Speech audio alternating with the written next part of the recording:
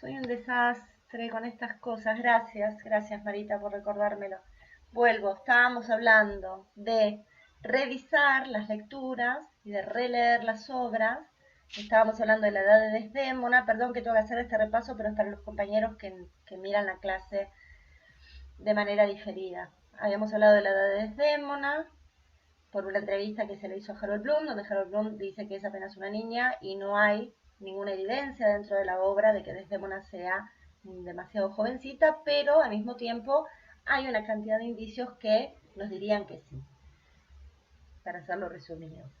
Y ahora lo que estábamos hablando es de, cuando yo armé el descriptivo de la obra para el análisis de Otelo dentro de este seminario, me anoté una serie de datos que me parecen interesantes y el primero que estaba mencionando para que tomemos nota es que todas las escenas en las cuales Yago desarrolla su acción y lleva adelante y triunfa con la acción que está llevando adelante, sea la trastada que esté diseñando en ese momento, esas escenas siempre ocurren de noche. Del mismo modo que en Macbeth, la obra entera ocurre de noche, a partir de la aparición de las brujas en realidad y todavía es de día, luego entramos en una suerte de noche eterna, uno tiene esa sensación. En Macbeth, en Otelo, todas las escenas en las que Yago avanza, en las que aparece ese veneno yaguiano, podríamos decir, siempre es de noche. Entonces la obra empieza de noche. Ese también es un dato. Teniendo en cuenta que las representaciones se producían de día, ¿no? Eso también me parece muy interesante, esto que mencioné en la clase pasada, creo que fue respecto de cuánto nos enseña Shakespeare de teatralidad, ¿no? De teatro, de la representación, la capacidad de representar. La obra empieza de noche y no nos cabe la menor duda de que es de noche, y sin embargo esto lo hacían a las 12 del mediodía, ¿se entiende? Lo siguiente que me anoté, y acá decía, vino lo de Marinés, y ahí por suerte Marita me hizo acordar que no estaba grabando la clase. Marinés la vez pasada habló de la xenofobia en Otelo, ¿no? El dato de la xenofobia, del racismo que tenemos en la obra, que es una de las hipótesis digamos, de procedimiento que tiene la dramaturgia. Y yo creo que en ese momento les comenté que él dice, además de hablar del moro, ¿no? Y de sus atributos físicos, por sus labios gruesos, porque le parece que el tipo tenía, no sé, un pene enorme y todo lo demás, también se refiere a Casio como un fiorentino, de manera peyorativa. Pero acá quiero ir un poquito más allá, porque no solo dice eso, sino que dice, voy a agarrar el texto, así lo leo tal cual, o por lo menos lo refiero lo más cercano posible. Dice algo así como que el tipo de guerra sabe lo que yo sé de, no sé, no voy a decir derecho estudié, pero de lo que sé de medicina. Acá dice, ¿quién es él? En verdad un gran teórico de la guerra, está hablando de Casio. Un tal Miguel Casio, un fiorentino, un tipo aficionado a las bellas mujeres que jamás lideró un escuadrón en el terreno y que conoce el frente de batalla tanto como una solterona, excepto en la teoría libresca en la que cónsules elocuentes pueden hacer sugerencias con la misma habilidad que él.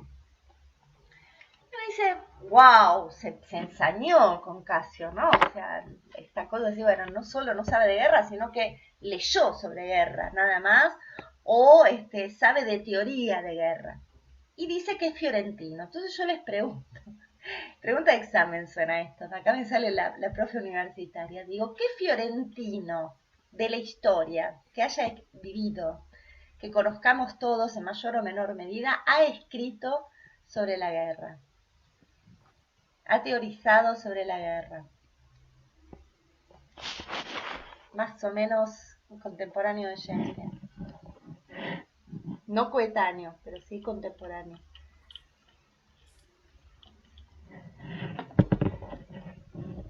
Maquiavelo.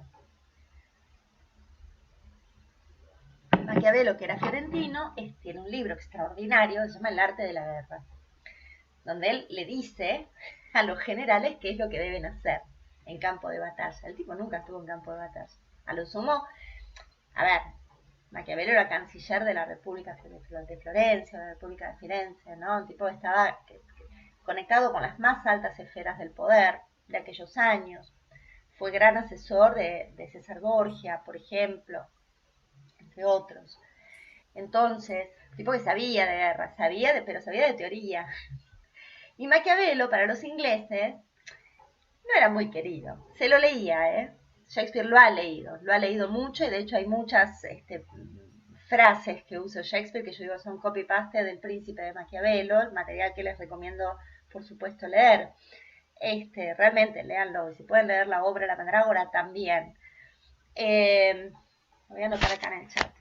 El chat lo tengo cerrado y veo que tengo acá escrituras. Un segundito, ¿eh?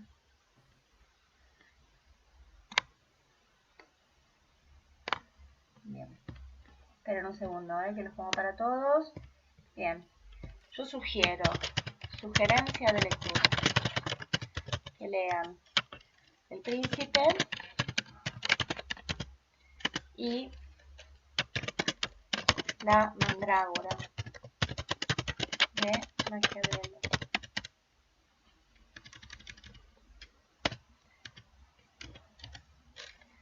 Bueno, vamos a escribir Maquiavelo en español porque hay dudas de cómo se escribe Mandrágora. Machiavelli. No lo voy a poner en italiano, es Machiavelli con C, CH, doble CH, es un lío, pero lo españolizamos, Maquiavelo.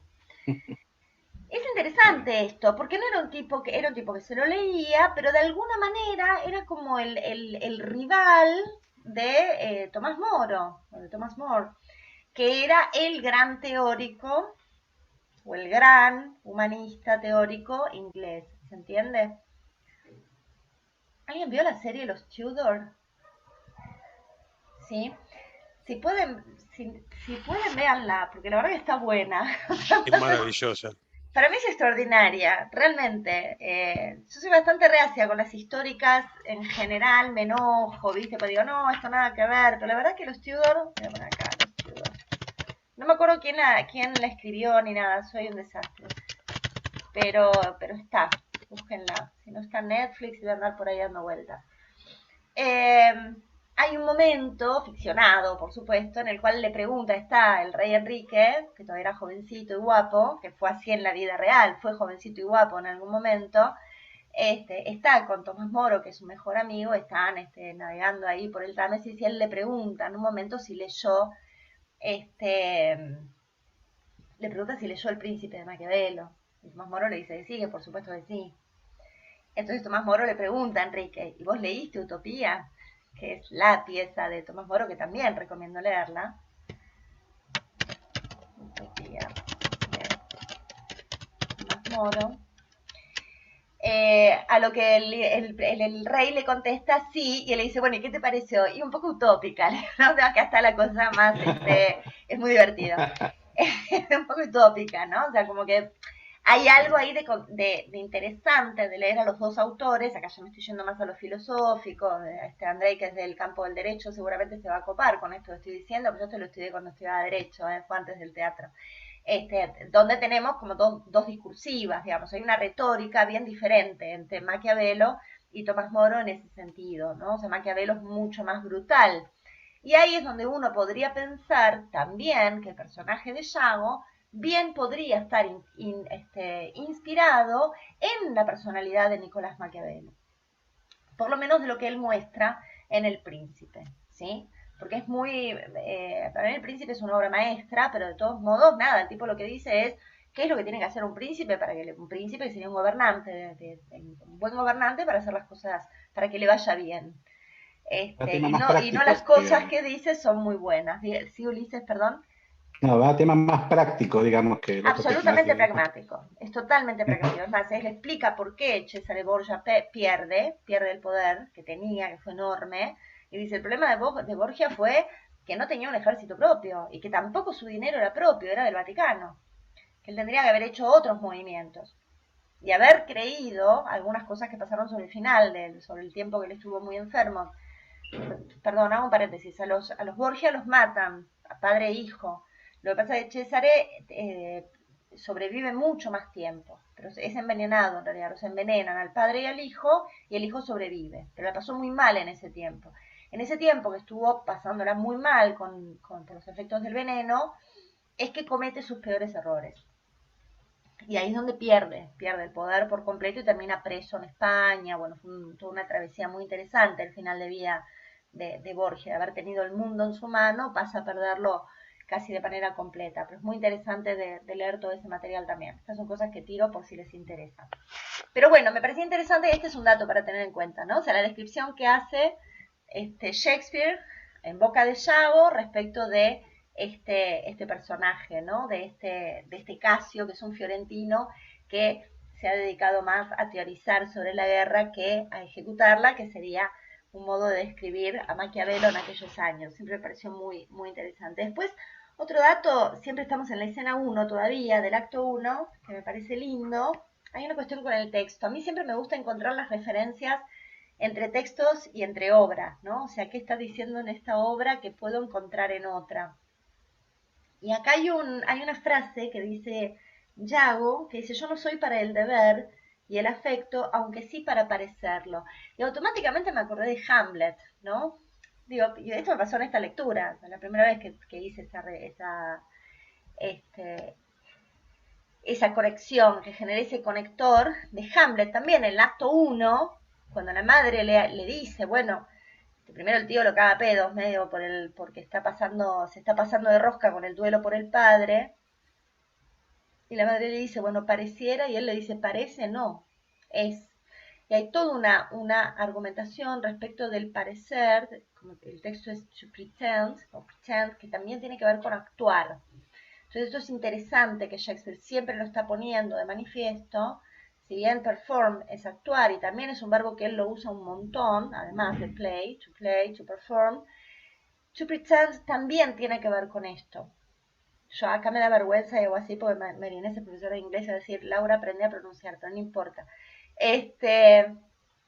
Digo, es interesante pensar cómo él todo el tiempo está tratando estos verbos. ¿Se acuerdan que la clase pasada hablamos un poco del lenguaje? Cómo va infectando el lenguaje de Yago, el lenguaje del resto de los personajes. Vamos a ver igual que pasa algo raro, algo distinto sobre el final de Otelo, con Otelo personaje. Pero esta cuestión de que él de movida habla de pretender, ¿no? De lo que pareciera ser, ya se está poniendo en ese lugar del actor. Y es interesante porque el lugar del actor es un lugar muy importante en la obra de Shakespeare. Siempre aparece algún actor, siempre aparece algún poeta, siempre se menciona a algún personaje, alguna representación. Entonces el lugar que le da Shakespeare al teatro dentro de sus obras de teatro y a los actores dentro de las obras en las que actuaban sus propios actores es sumamente importante de tener en cuenta, porque hay una valorización del hecho teatral muy, muy poderoso. Me quieren ir preguntando cosas que se me quedan callados y yo creo que... ¿No? Está bien. Pues otro dato que me pareció interesante es que a lo largo de la escena 1, del acto 1, acá me parezco el profesor que tenía Álvaro y empiezo ahora, digo, en la línea 27, versículo 8. Nada, es porque lo tengo anotado, si no, no me acuerdo. Pero en la escena 1 del acto 1, ¿se acuerdan que yo les comenté en la primera clase que hablamos un poquito de las traducciones y todo? Yo les comenté que había un dato muy interesante a tener en cuenta con Yago, que lo primero que dice es una blasfemia.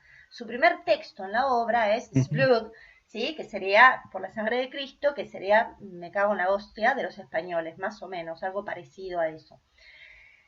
Una de las cosas que detecté es que el Blood lo usa en este primer acto, primera escena del primer acto, lo usa 3 veces. Solamente 3 veces. Esto luego va a pasar más adelante nuevamente en la obra, que vuelve a repetir, o repite, mejor dicho, vuelve a repetir, este mal construido, repite el Splut también en 3 oportunidades a lo largo de una escena. Y luego hay otros personajes que toman esa blasfemia como propia. Ahora les voy a comentar alguna que tengo por ahí anotada.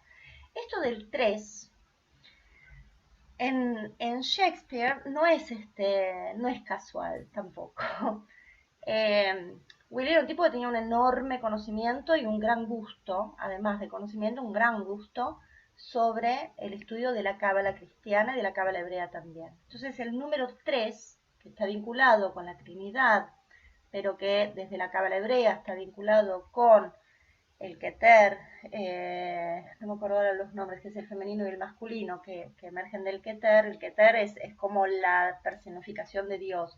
Dios es el Ein Sof, que significa el abismo insondable. De ahí, esto es un poco de cábala, es un poco plomo para explicar, pero de ahí se baja el Keter, que Keter significa corona, que sería como una reducción, lo que nosotros podemos decir, bueno, la humanización que hacemos o la humanización que hacemos de Dios, probablemente a través del Cristo, por ejemplo, y de ahí se divide en los rasgos femeninos y masculinos, o pasivos y activos, de todo el estudio de la cábala, que es sumamente complejo, es sumamente fascinante también. Hay un libro que yo les recomiendo al respecto, lo voy a anotar acá. No sé por qué me aparece Marita como, perdón. No, pero ahí está. Les pasaste la mandrágora por WhatsApp, Marita, gracias. Voy a ponerles acá, hay un libro que yo les súper recomiendo, lo tengo acá en una fotocopia, ahora se los voy a mostrar. Es más, lo voy a sacar, así lo pongo tal cual y hasta les puedo poner la editorial. Lo tengo acá en fotocopia, pues yo lo presté y lo perdí, y por suerte un amigo, no sé a quién se lo presté, pero por suerte un amigo a quien se lo presté y me lo devolvió, lo había fotocopiado, entonces el otro día me trajo la fotocopia. Este libro se llama La filosofía oculta en la época isabelina.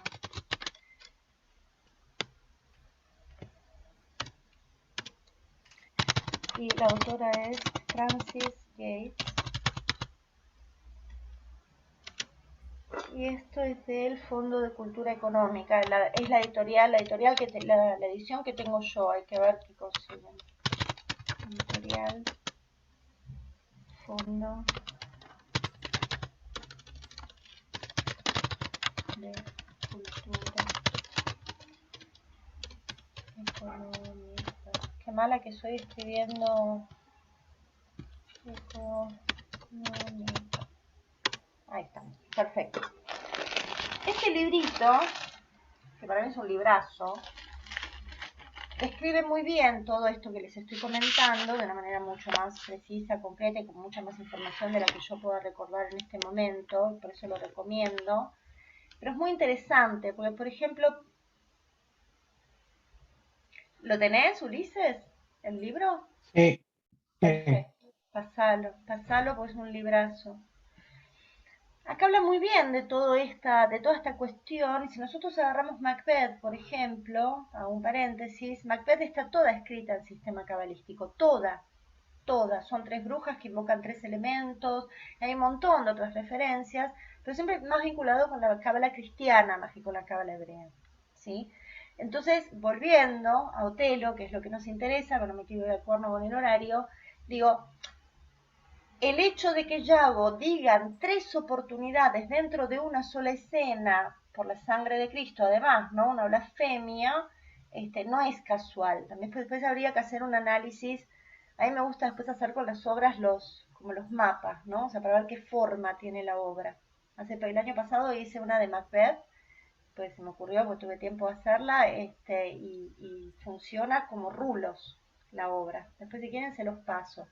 Inclusive se van repitiendo los textos a lo largo de toda la obra y vamos encontrando como esa suerte de partitura, de musicalidad que tiene. Eh, Otro dato que me parece interesante es el encuentro cuando Brabantio está, miren que todavía estamos en la primera escena, cuando Brabantio está diciendo nada, que Rodrigo lo despierta y le dice, ¿no? Que están pasando cosas, y Yago todo el tiempo se expresa desde la sombra, Brabantio nunca lo reconoce. Y cuando le pregunta quién es, él se escapa. Es muy interesante, porque eso también ya nos Lo deja marca Rodrigo. todo. ¿Cómo? Lo deja Rodrigo, digo. Lo deja Rodrigo, ¿no? Como que a mí me Sí. causa gracia, porque uno hasta podría pensarlo escénicamente, ¿no? Que lo empuja y se va, ¿no? O sea, como bueno, es él, ¿no? El que está diciendo todo, yo me voy corriendo, ¿no? Eso también es muy interesante de cómo se expresa Yago a lo largo de la obra en términos verbales y cómo se expresa en términos de acción. Ya ahí nos hace todo un dibujo Shakespeare, todo un primer prototipo, podríamos decir, de cómo es este personaje. Siempre va a actuar desde la sombra, siempre va a poner a otro en el lugar de la culpa, pero además lo hace de manera divertida. Aunque después terminemos odiándolo, la realidad es que el personaje tiene un sentido del humor extraordinario. Tiene un sentido del humor, esto creo que lo dice Harold Bloom, el sentido del humor que no tiene, o Ian Cott, no me acuerdo quién de los dos lo dice, todo el sentido de humor que tiene Yago es el que no tiene Otelo. Otelo no se le cae una sonrisa, pero ni que lo mates, ¿no? No, Lauri, es así, es muy interesante eso. Entonces, claro, hay que seguirle esta huella al Yago. La otra vez que se acuerdan que les conté que fui a ver la Otelo de Échame Buen Día, después me enteré, no sé si Gabo vos tendrás este dato, pues yo sé que estás ahí en el ámbito y los conoces, algunos de los que trabajan en la obra, me enteré que el actual Yago, que no me acuerdo el nombre, tendría que ir a buscar el programa, no es actor, que no es clown, mejor dicho, que es mago. El chico es actor y es mago, pero no es clown. Y me pareció muy interesante, porque en realidad sin ser clown, quizás es el más clownesco de todos, me pareció muy, bueno, la actriz es extraordinaria, todos son muy buenos. Pero digo, hay algo del juego que te da el personaje mismo que ya te lleva a ese lugar de la comicidad, ¿me explico? Entonces él haciendo las peores trastadas, con levantar la ceja o mirar de determinado modo al público, ya está, ya lo armó, digamos, no tiene que esforzarse demasiado. Pobre, no digo que el actor no se haya esforzado, no haya hecho un gran trabajo, porque en general el error que cometen con Yago es hacerlo serio y aburrido, y ahí es donde, claro, es grandilocuente, que dice grandes cosas, y la realidad es que el tipo está medio en el chiquitaje todo el tiempo, ¿no? Y eso está bueno de pensar. Otro dato muy interesante, que se repite en la escena 2, como información, siempre dentro del acto 1, es que Yago, cuando se habla de... Bueno, acá otro dato que me parece interesantísimo, que cuando Rodrigo le revela el hecho a Brabantio, Yago en la oscuridad, ¿no? Todavía entre sombras, Brabantio grita luces, luces, grita eso. Cuando Rodrigo le dice lo que está pasando, donde le dice que se casaron, no te olvides de Mona, él grita luces, luces, y ahí también automáticamente lo imbriqué, hice la conexión con el grito de luz, luz, o de luces, luces que hace Claudio en Hamlet, cuando la representación, o sea, en el momento en el que se le devela la verdad, en el momento en que los actores vienen y representan la muerte de su hermano, el asesinato que él cometió, él se para y empieza a gritar luces, luces. Es lo mismo que hace Brabantio acá. Entonces, esto nos hace, podemos pensar dos cosas.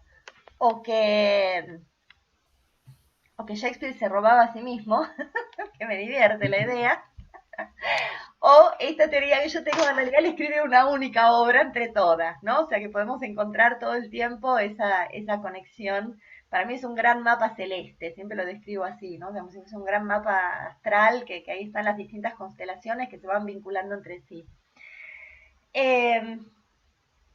Y se refiere a una premonición del sueño, que es algo que va a aparecer después, y después vamos a ver en el final, hay algo que es interesante, que está en la nota que le hacen a Harold Bloom, que le preguntan sobre esta frecuencia, que sería frecuencia onírica. Ahí habla de algo vinculado más con, no me acuerdo la palabra que usa ahora, ya les digo,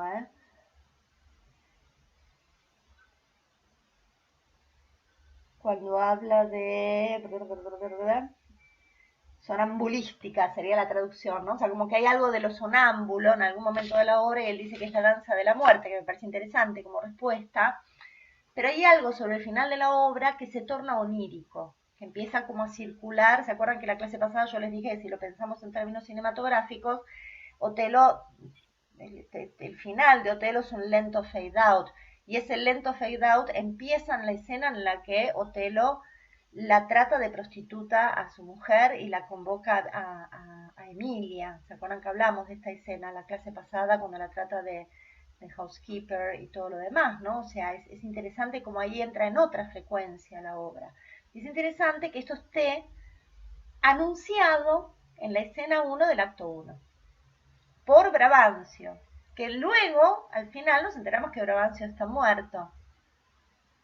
No sabemos en qué momento murió. Sabemos que murió después de que Desdémona se fue. Acá es donde podemos hacer locuras los dramaturgos y decir, bueno, para mí todo esto es un sueño de Brabantio, ponele. ¿no? Bueno, se me ocurre que todo esto puede ser un sueño de Brabantio. Digo, ahí es donde aparece el libre albedrío, ¿no? De poder interpretar a Shakespeare y reescribirlo de los modos que nos resulten más interesantes. Ulises, ¿me querías decir algo? No, no. No. Bueno, a lo que ibas a esto, me fui por el lado del sueño, por el lado de las luces, pero algo me parece interesante, que no es un dato menor, que es que dice que se van a encontrar con Chago, dice que se va, lo deja Rodrigo, le dice, bueno, vos quédate acá, yo me voy a encontrar con Otelo en la taberna Sagitario. Ustedes saben que las tabernas en la época de Shakespeare tenían nombres propios vinculados eran todos sustantivos. ¿Por qué? Porque la gente no sabía leer y escribir, la mayoría de la gente no sabía leer y escribir, el nivel de alfabetismo rondaba en el más o menos 90-92%, entonces el modo de saber que tal taberna era la taberna La Corona, que tal taberna era la taberna El Cisne, que tal taberna era poniéndole un emblema, ponían un icono, ¿sí? Que sigue estando eso en Londres. Si tienen la oportunidad de ir a Londres alguna vez se van a divertir con eso. Todos los pubs, todas las tabernas tienen el cartelito afuera que inclusive se mueve con el viento, ¿no? Donde está el dibujo del nombre, ¿sí? O sea, tiene que ser un sustantivo para que se pueda dibujar. Entonces, en este caso es Sagitario. Si pensamos en Sagitario, lo que significa el icono, el arquetipo, no el arquetipo del signo, porque eso ya sería meternos en otro tema que también Shakespeare trabajó mucho, pero sí en la figura del Sagitario es una bestia, es mitad hombre, mitad caballo, ¿sí? Y de hecho, sí, mitad caballo. La parte de abajo es caballo o cabra, no me acuerdo, no, es caballo. Capricornio es la cabra. Sagitario es la parte de abajo, digamos, lo que es la pelvis y las piernas de caballo, la parte de arriba es el torso de un hombre que aparte lleva un arco y una flecha. Esa es un poco la imagen que se asimila, no es la misma, porque es así, tiene más que ver con Capricornio, pero que se asimila con la imagen del fauno. El fauno es totalmente lascivo, entonces me parece que hay algo ahí que es interesante de pensar que si está en una taberna, ¿por qué justamente tiene que llevar ese nombre? Hay otras teorías que dicen que era una taberna famosa de aquellas épocas y que por eso Shakespeare la menciona, como que era una taberna muy concurrida. Eh, yo no la encontré esa evidencia, soy honesta, la busqué y no la encontré, probablemente la haya buscado mal, pero sí me parece interesante y que luego sea ya en la escena 2 o en la escena 3, cuando mandan a buscar a Desdémona al consejo, cuando está el duque, dicen vayan a buscar a Desdémona, lo dice Otelo, vayan a buscarla a la taberna Sagitario, ella está ahí. Si esto además lo asociamos con todo lo que dice Yago respecto a lo que le va diciendo desde las sombras a Brabantio, respecto de que el carnero negro se está montando su oveja blanca, que su hijo, que su hija y el moro están engendrando la bestia de dos espaldas, que es una personificación del diablo, etcétera, me parece que es interesante de pensar, ¿no? O sea, lo podemos asociar con toda la cuestión mitológica, y si tenemos, y máxime teniendo en cuenta, otro libro que recomiendo, y si lo tienen, léanlo, y si no lo tienen, yo ese sí lo tengo en PDF y se los puedo mandar, Marita, después recordámelo porque me voy a olvidar, es Las Metamorfosis de Ovidio. Shakespeare trabaja un montón con las imágenes. Las metamorfosis de Ovidio vendría a funcionar, vendría a ser como una suerte de Biblia de la mitología. ¿Cómo? ¿Quién me habló? Nada. Se coló una voz. Se coló una voz, se cueló una voz.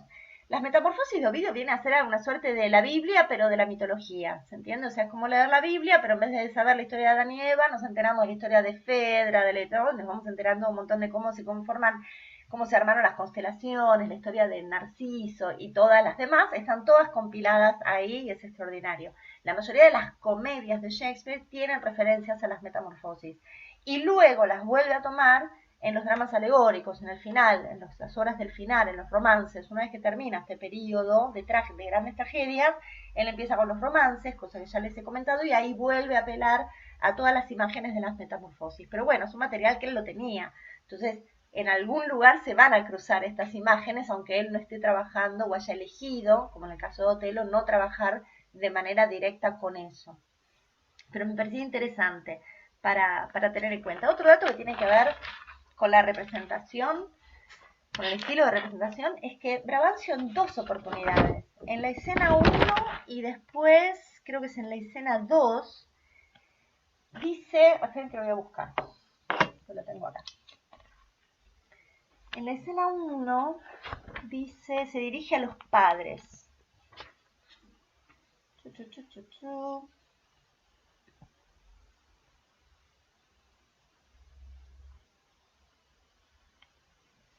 es después. Porque me olvidé de uno. Eso me parece genial cuando habla esto de Venecia. Perdón, hago un paréntesis de lo que significa Venecia. Brabantio lo dice con mucha claridad cuando le dice, ¿de qué robo hablas? Cuando le dicen, le dice, te robaron, él dice, ¿de qué robo hablas? Esto es Venecia, mi casa no es una granja. O sea, es richito el tipo. Me parece muy gracioso. Bueno, más adelante dice el amigo Brabantio, padres, desde este momento no confíen más en lo que piensan vuestras hijas. Y ahí ya se mete con el tema del hechizo. Y más adelante, en la escena 2, si no me equivoco, sí, es en la escena 2. Quiero encontrar el momento exacto en que lo dice.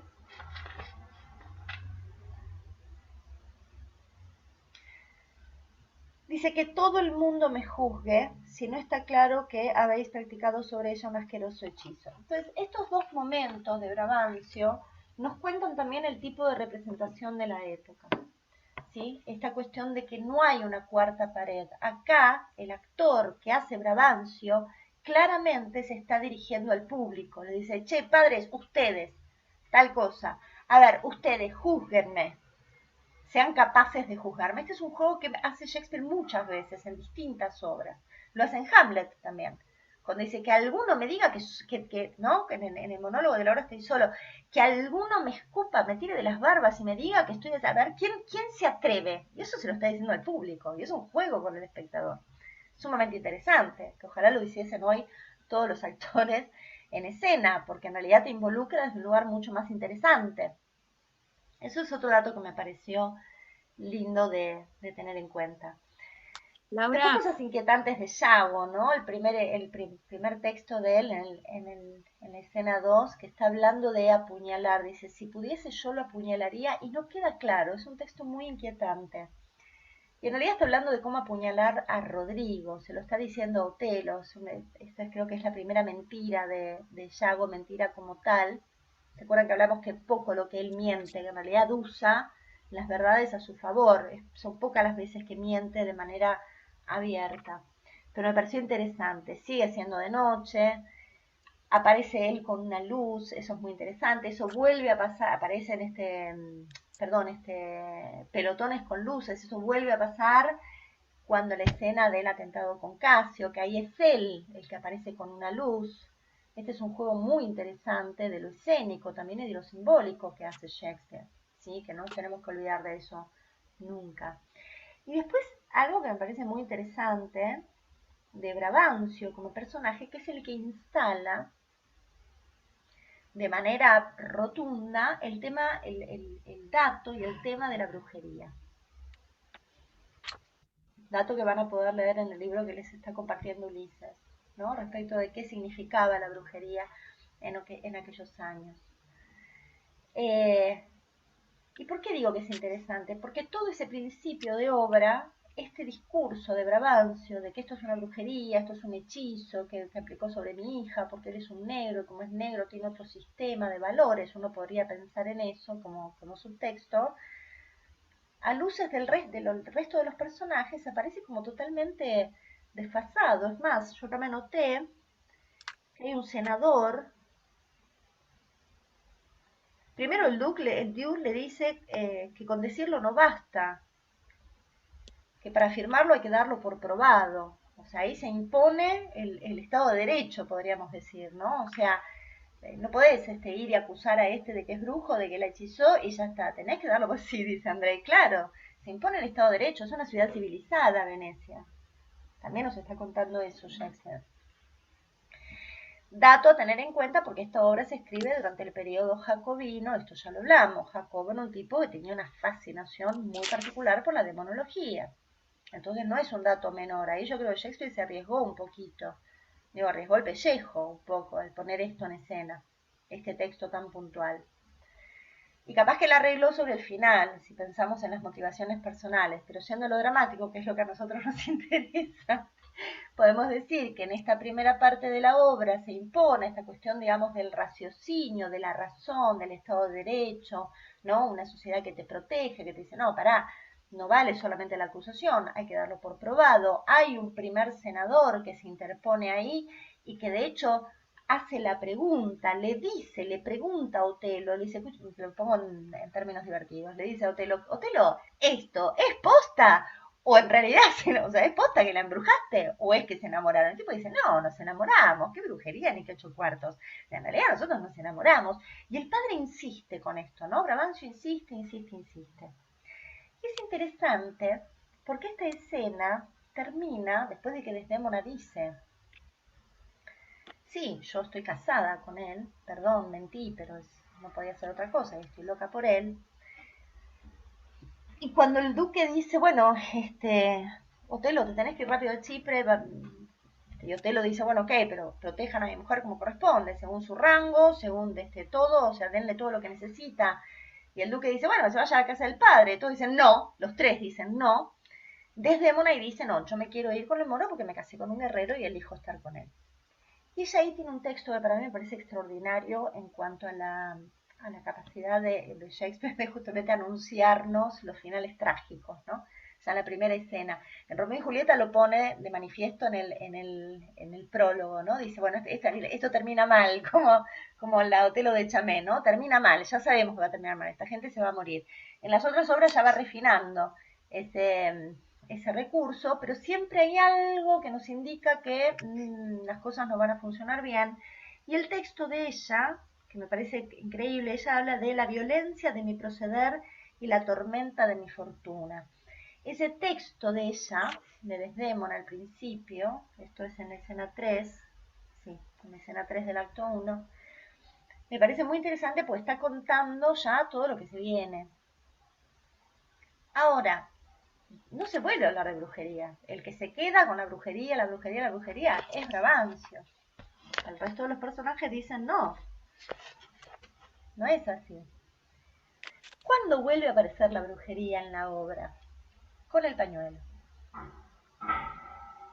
Vuelve a aparecer.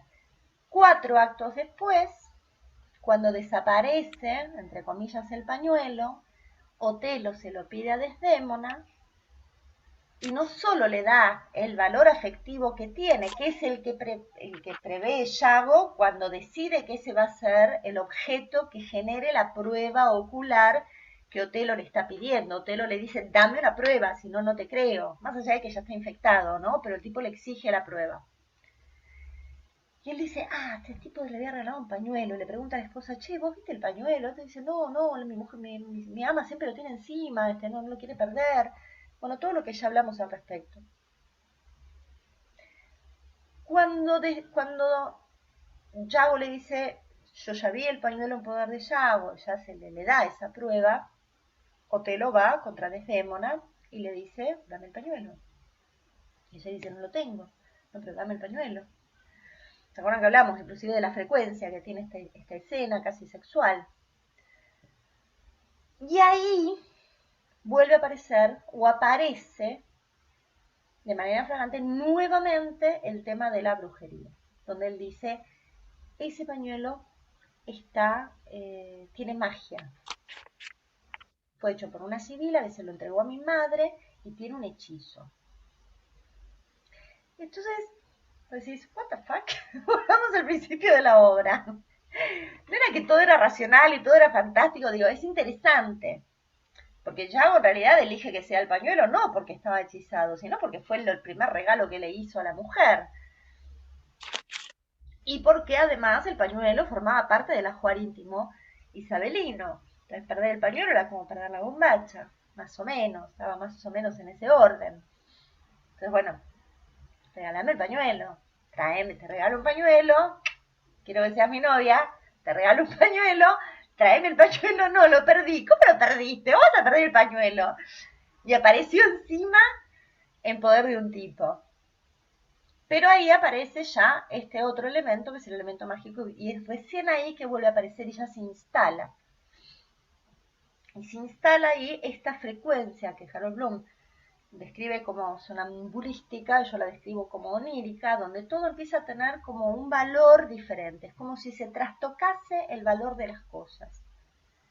El orden social y el orden natural de las cosas se termina de trastocar por completo. Entonces acá empiezan, y voy a hacer un pequeño break porque estoy con la garganta, así me caliento un poquito el agua del mate, hacemos 5 minutitos y retornamos. Pero los quiero dejar con esta pregunta para que la reflexionemos un poquito. ¿Cuán maligno o no es Yago? Es un poco sobre lo que estuve leyendo en estos días, ¿no? O sea, las distintas teorías que hay. ¿Qué dice Jan Cott y qué dice Harold Bloom? ¿Qué es lo que él está haciendo? Pero, por ejemplo, tenemos a John Wayne. John Wayne dice, no es tan maléfico, no es tan demoníaco. Es un tipo común y corriente que hace las trastadas de cualquier tipo básico y malo, pero no por eso se convierte en un diablo. Y por otro lado tenemos a Harold Bloom que dice, no, es el dios de la guerra para Yago. Y como se cae ese dios, muere Dios para Yago. O sea, lo lleva ya a un lugar extremo, ¿no? O sea, de religiosidad, podríamos decir, extrema. Y después tenemos, bueno, otras teorías y otros pensamientos, y cada uno tiene su idea y su pensamiento de por qué Yago se impone como se impone, ¿sí?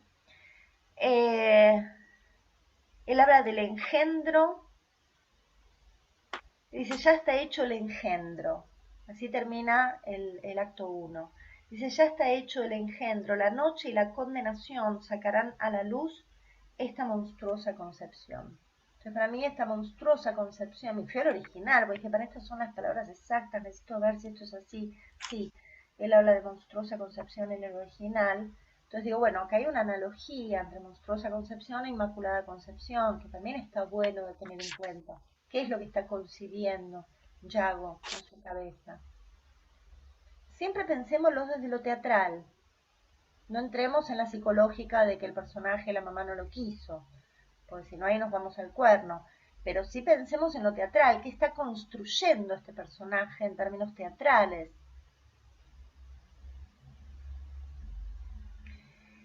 Y hay algo sí antropológico para tener en cuenta. Yo estoy leyendo un material que la verdad todavía no me atrevo a compartírselos en clase así, porque la verdad es que lo estoy leyendo y tengo que sacar mis propias conclusiones. Es un material que se escribió en los años 60, una mirada marxista, sobre distintas obras de Shakespeare. Entonces estaba leyendo justamente estos días lo vinculado con Otelo y se habla de algo antropológico, ¿no? Que me parece interesante, que no es casual que el personaje de Otelo sea negro. Podemos interpretar que es una cuestión racial o no, como lo estuvimos viendo en la clase pasada. Pero sí hay una construcción, ya podríamos hablar de un constructo, o sea, un constructo conceptual, de blanco, negro, oscuridad, claridad, que se da a lo largo de toda la obra, y que ese es el mundo de Yago. Uno podría pensar que ese es el universo de Yago, donde casi que no hay grises. Sin embargo, él se maneja en un permanente gris. Eso es lo interesante de tener en cuenta. ¿Podemos hacer un cortecito de 5 minutos así? Sí, Un pichín. en, Sí, en ese decime, dice. punto, en ese punto también cuando veías, me vino a la mente un juego de ajedrez también, ¿no? Juega Totalmente. con las negras y hago y jugando con las blancas las otras personas, digamos, ¿no? Sí, Algo así también me dio ¿qué la funciona sensación. y qué funciona si lo pensamos en términos ajedrecísticos, que a mí me encanta el ajedrez? Si lo pensamos en términos ajedrecísticos, él funciona como la dama, él se mueve por donde quiere. Pasa de un escaque al otro sin ningún problema, si quiere. ¿Me explico? Entonces eso es interesante, cómo funcionan sus diagonales. El resto de los personajes van, ¿no? hacia adelante y hacia los costados, según lo que le permita cada pieza, y el personaje de él se mete en las diagonales, también el alfil, pero él va para atrás y para adelante, el alfil siempre tiene que ir hacia adelante. Me parece interesante pensarlo en términos ajedrecísticos también. Atacando a la dama para luego hacer caer al rey. Exacto. Y ataca a la dama para hacer caer al rey. Es muy interesante. Sí, claro que sí. Claro que sí. Chicos, les pido 5, que necesito hacer un pichín, calentar un poco el agua y retomamos, ¿vale? ¿Puede ser? Gracias. Vale.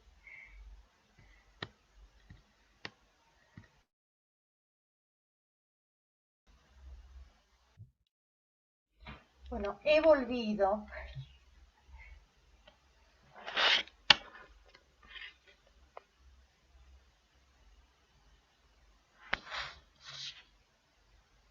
Hola.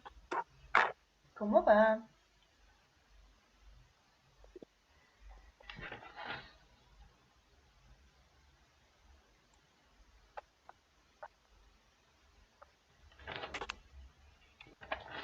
Laurita, Acá estoy. ya salió la convocatoria para lo de ISO. Muy bien. Empieza el 28 de junio. Entonces, Junio. ya hoy día salió la convocatoria. Entonces, me falta ahora escribir uno y pedir los requisitos de fechas y de horas, de audiciones y eso. Bueno, Y ahí somos. Te voy a hablar. sí, me hablas y me decís y te ayudo con eso. No hay problema. Em, ¿Qué me está faltando? Ah, se nos fue. Se nos Sí, ha cayó. tenido mala señal de sonido. No sé qué. Ivy. Ivy y se nos cayó también Álvaro. Ah, acá me está escribiendo.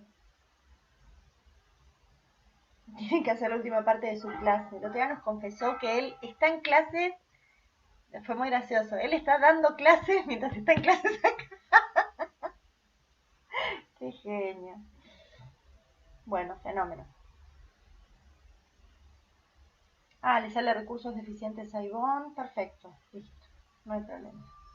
Después les Hoy día escribo. conocí a Álvaro. Sí, ya vimos las fotos. Ya vimos las fotos. Qué buena onda. Me gusta que se conozcan y se hagan amigues. Bueno, volvamos. ¿Qué les parece?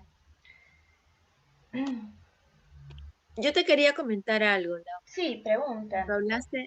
Cuando hablaste de los textos que encontrabas en Brabantio, Ujú. quería saber si es que había alguna relación, porque él también habla algo así, le habla a Otelo y le dice, cuidado, me engañó a mí, te puede engañar a ti, ¿no? Sí. Le hace como también una salvedad. Ujú. ¿Eso tiene alguna referencia? ¿Eso lo dice porque sí? O sea, ¿A qué me te quedó referís sonando con algo así. referencia? O sea, si es que por algo lo dijo, o sea, por algo lo pone ahí en la relación de padre e hijo. Absolutamente, porque digamos, es un texto, nada, Shakespeare lo pone ahí y nada lo pone porque sí, o sea, eso es lo que luego Yago recoge a mitad de obra, ya en el acto 3 para decir, tené cuidado, porque si fue capaz de engañar a su padre, es capaz de engañarte a vos. O sea, él toma Exacto. esa simiente que planta Brabantio en el principio de la obra. Sí, es una semillita que el tipo deja ahí para que luego se produzca todo lo que se produce. Se produce porque también hay un Yago. Si no estuviese Yago, quizás no se hubiese producido, no lo sabemos, porque si no, no hubiese obra de teatro, ¿no? Este, no hay segundas hipótesis. Podemos jugar, después podemos hacer todo lo que querramos en términos teatrales y contar la historia de Otelo y Desdémona sin Yago a ver qué hubiese pasado. Podemos jugar, esas cosas se hacen. Ahora estamos analizando la obra tal como está escrita. En ese sentido, lo que tenemos es un papá que es muy interesante la reacción que tiene el padre también, cuando se entera finalmente, cuando Desdémona le dice, sí, yo me casé con Otelo, y del mismo modo que mi madre te debía respeto a vos, yo se lo debo a él, o te eligió a vos por sobre su padre, yo te lo elijo a él por sobre elegirte a vos, y él no tiene una reacción, digamos, viene planteándose un Brabantio con un nivel de griterío y de violencia y de exabrupto que cuando la hija le dice eso, su reacción es llamativamente tranquila, es llamativamente medida, entre comillas. Por lo que dice es tremendo, pero lo dice, uno se lo puede imaginar, que es lo genial de Shakespeare también, que uno se imagina más o menos cómo decían las cosas los personajes, y no se lo imagina gritando ese texto, el de tener cuidado. O cuando dice, bueno, Sí. fenómeno, ya no tengo más hija. Sin embargo, creo que, ¿sabes? Cuando llega el padre ante el Zeus, ¿no? Al duque, Sí, al duque. y le dice, como que le pide prácticamente que resuelva la situación, ¿no? Entonces, él Sí. entra así como que en un conflicto, y me da la curiosidad, no sé si es que dice mal, pero me hablaba a mí como que en paralelo, ¿no? O sea, el país está en una guerra, pero a él no es que no sé, no le importa la guerra, pero su propia guerra es su hija. Es como que él Absolutamente. está viviendo su guerra, su propia guerra, y el Pero diablo eso lo es lo demás. interesante, eso es lo interesante también que hace Shakespeare, sobre todo en estas obras de este periodo, lo hace en general, pero en las obras de este periodo aparece siempre una suerte de, no voy a decir contradicción, porque no es la palabra, sí tensión, una dualidad, que es lo que lo constituye como dramaturgo y como humanista, pero en este caso en particular, la dualidad, además de producirse dentro de los personajes, ¿se acuerdan de esta frase que yo siempre insisto que el personaje en Shakespeare se produce en la ida y vuelta entre sus contradicciones, ¿no? Entre sus pulsiones, entre su pulsión y su naturaleza, o entre su naturaleza y su condición. En el caso de la obra, como procedimiento y como estructura, pasa lo mismo. Siempre nos vamos a encontrar con la tragedia pública y la tragedia privada. Con lo público y lo privado siempre está en pugna. Esto ya lo describe muy bien eh, alguien que lo pudo decodificar muy bien fue Peter Brook. Peter Brook habla de esto, ¿no? De la ida y vuelta entre lo público y lo privado, y que ahí está lo interesante, justamente. Inclusive él va un poquito más allá, dice, los surrealistas dieron en el clavo cuando combinan la máquina de coser con el paraguas, ¿no? O sea, esta cosa que en apariencia no tiene nada que ver, pero que en esa combinación de opuestos, de supuestos opuestos que no podrían, para usar una palabra que se usa mucho hoy en día, no podrían maridar de ningún modo, aparecen totalmente imbricados, totalmente fusionados. Y en el caso de Brabantio es interesante porque es eso. Brabantio es un personaje menor, pero que de menor no tiene nada. Volvamos al tema de los personajes menores en Shakespeare, ninguno. Hablábamos de Blanca la vez pasada, ¿no? Digo, fíjense la importancia que tiene Blanca dentro de el constructo de la obra. Tiene 3 apariciones, sí, 3 concretas. ¿Y a cuál de ellas es más importante que la otra? ¿Y cuánto modifica? La tercera directamente lo vuelve o retroalimenta una vez más, o le genera más alimento a esta idea de este Yago improvisador, de este Yago que de la nada todo el tiempo está produciendo acción, que no se queda nunca en un estado de reflexión. Casi que podríamos Laura, decir que es el opposite de Hamlet, Yago, ¿no? En ese sentido. Tiene el mismo nivel de inteligencia o más, pero en ese sentido es opuesto a Hamlet.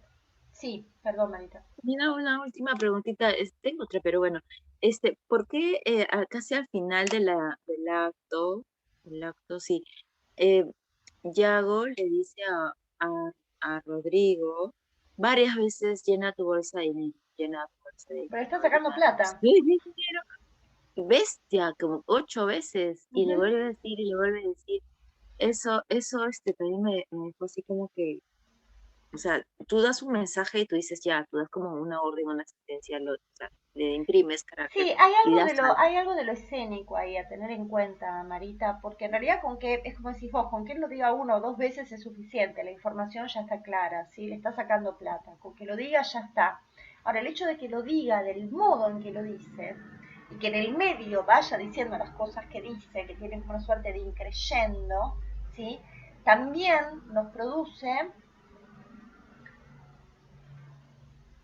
una construcción o una conformación del carácter del personaje. ¿Se entiende? O sea, es un tipo que va a producir ese vórtice, va a producir o está produciendo esa suerte de espiral ¿sí? Esa suerte de telaraña en la cual está envolviendo a este otro personaje, porque eso es lo que uno lee con mucha claridad en esa escena. No sé si alguien, que Laura coincide porque dice que sí con la cabeza, no sé si alguien más coincide que él está como circulando, ¿no? Si yo lo tuviese que poner en escena, lo pongo a girar alrededor Sí, directamente, o Laura. sea, ya lo llevo a ese nivel de... ¿Cómo, Marinette? Sí, esa parte a mí me parece fascinante, o sea, como es una, como, y es al inicio, bueno, no es al inicio, pero claro, Sí, pues finalizando el primer acto, pero claro, es el inicio de la obra, que, o sea, ya de por sí hay muchas cosas que van demostrando cómo es el carácter de la persona, o sea, por ejemplo, la primera parte, como dices, es la primera palabra que dice Yago Slat, ¿no? Y de ahí el hecho de que cuando está con Brabancio, y Rodrigo, él está en la sombra. O sea, como hay un montón de micro total, detalles. Y esa parte de pone el dinero en la bolsa y tan repetido es. O sea, es cómic, podría ser hasta cómico sin necesidad totalmente. de como una comedia específica, o sea, es muy fascinante del personaje y sí, se siente como una circularidad, lo cual lo hace como incluso no sé, como, no sé si demoníaco, no sé, porque yo no sé tanto de estas Sí, cosas, no, sí, pero más allá, bueno, sí, hay algo de las brujas de Macbeth, podríamos pensar en cuanto al double, double, toil and trouble, ¿no? O sea, está circulando, sí, sí, sí, está sí, sí. revolviendo, ¿no? Uno puede pensar eso también. Digo, Ujú. es interesante también pensarlo desde ahí, desde lo demoníaco, porque lo demoníaco está, por eso yo no coincido mucho con esta idea que plantea John Wayne, que me parece que está buena, igual, todas son atendibles y siempre hay un pedacito que nos queda de cualquier cosa que nosotros le damos, digamos, respecto de un personaje o respecto de una obra, siempre algo nos queda para luego aplicar, para luego generar hipótesis de escritura, de lectura, de composición, etcétera. Pero me parece mucho más atractivo pensar en esta suerte. Digo, este texto que les leí antes del break, cuando dice que ya está hecho el engendro, que la noche y la condenación van a sacar a la luz la monstruosa concepción, yo digo, bueno, ese es el nacimiento del anticristo. Sí, sí, Automáticamente me lleva a ese lugar y no es que estoy haciendo una lectura esotérica de la obra, o sea, el mismo texto me lo está proponiendo, o sea, por más que yo no quiera pensar en eso, me va a llevar a pensar en eso. Entonces esto que vos decís de la circularidad como una construcción demoníaca es interesante de tener en cuenta, porque aparte también tenemos que pensar, y volvemos al principio, el texto dentro del contexto, el contexto de época también era ese. Y algo interesante, que yo no sé si lo llegué a documentar, les pido disculpas si no, y les pido disculpas si ya lo dije y lo estoy repitiendo, por cualquiera de los casos me disculpo de antemano, que sí se entiende que Otelo, al igual que Medida por Medida, es una de las pocas obras que ya él escribe pensándolos en un espacio cerrado, ya no lo piensa para el Globe Theatre. Y que estos espacios cerrados eran espacios oscuros, el teatro jacobino, digamos, tiene esa característica, es un espacio mucho más pequeño, ¿sí? Con poca luz. Entonces es interesante también de pensar que él está construyendo este material dramatúrgico y esta obra justamente para un espacio con esas características. Entonces esto de lo circular también probablemente tuviese que ver, yo no hay registros de cómo era el espacio exacto donde él estrenó Otelo para la corte de Jacobo. Eh,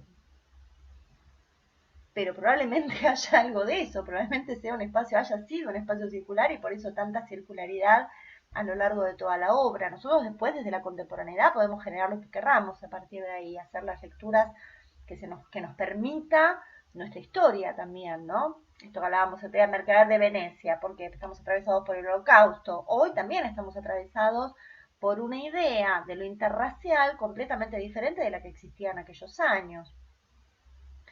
Entonces también está bueno que podamos detenernos a reflexionar sobre esto, ¿sí?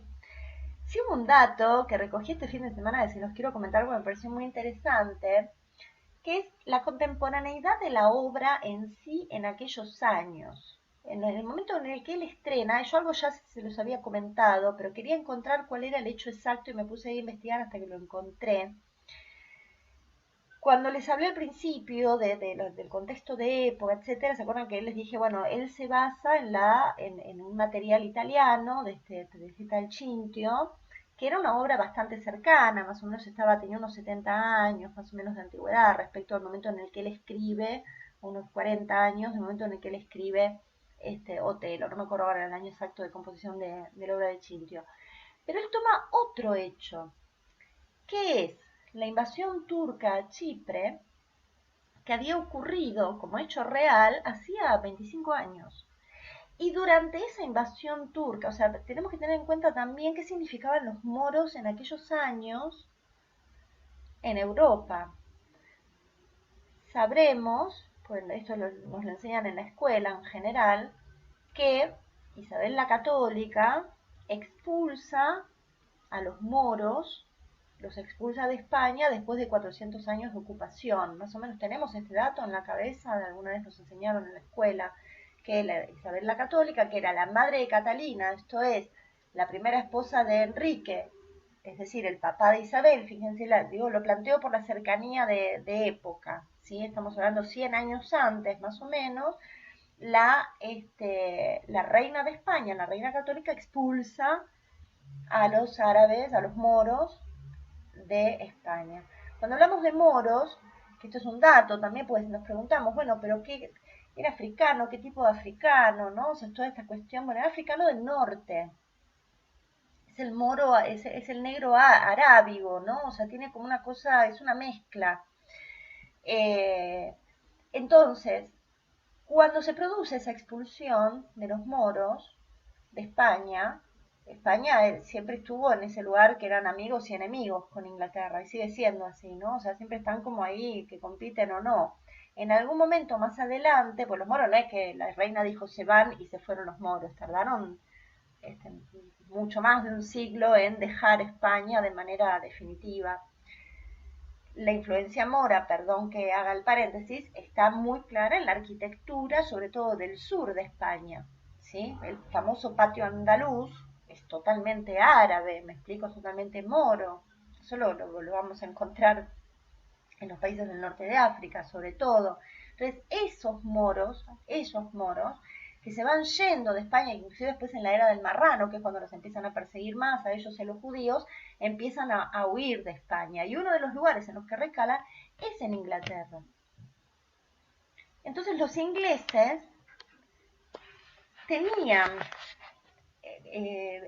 conocían a estos moros, ¿se entiende? Y aparte habían apoyado a los moros en contra de España, que era una suerte de enemigo en común que tenían. Y eso también es un dato interesante de lo que leí este fin de semana, que Iago, es el nombre del personaje, significa Jacobo en gallego.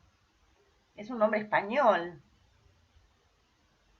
Entonces también, digo, este odio de Iago al moro, podemos decir el odio de los españoles, ¿no? Se me da cómo podemos empezar a asociar cosas que resultan como muy divertidas y muy interesantes de tener en cuenta. Después también en la época de Isabel hubo una delegación mora en Inglaterra que estuvo un tiempo. Entonces también se tuvo registro de estos moros circulando en Londres.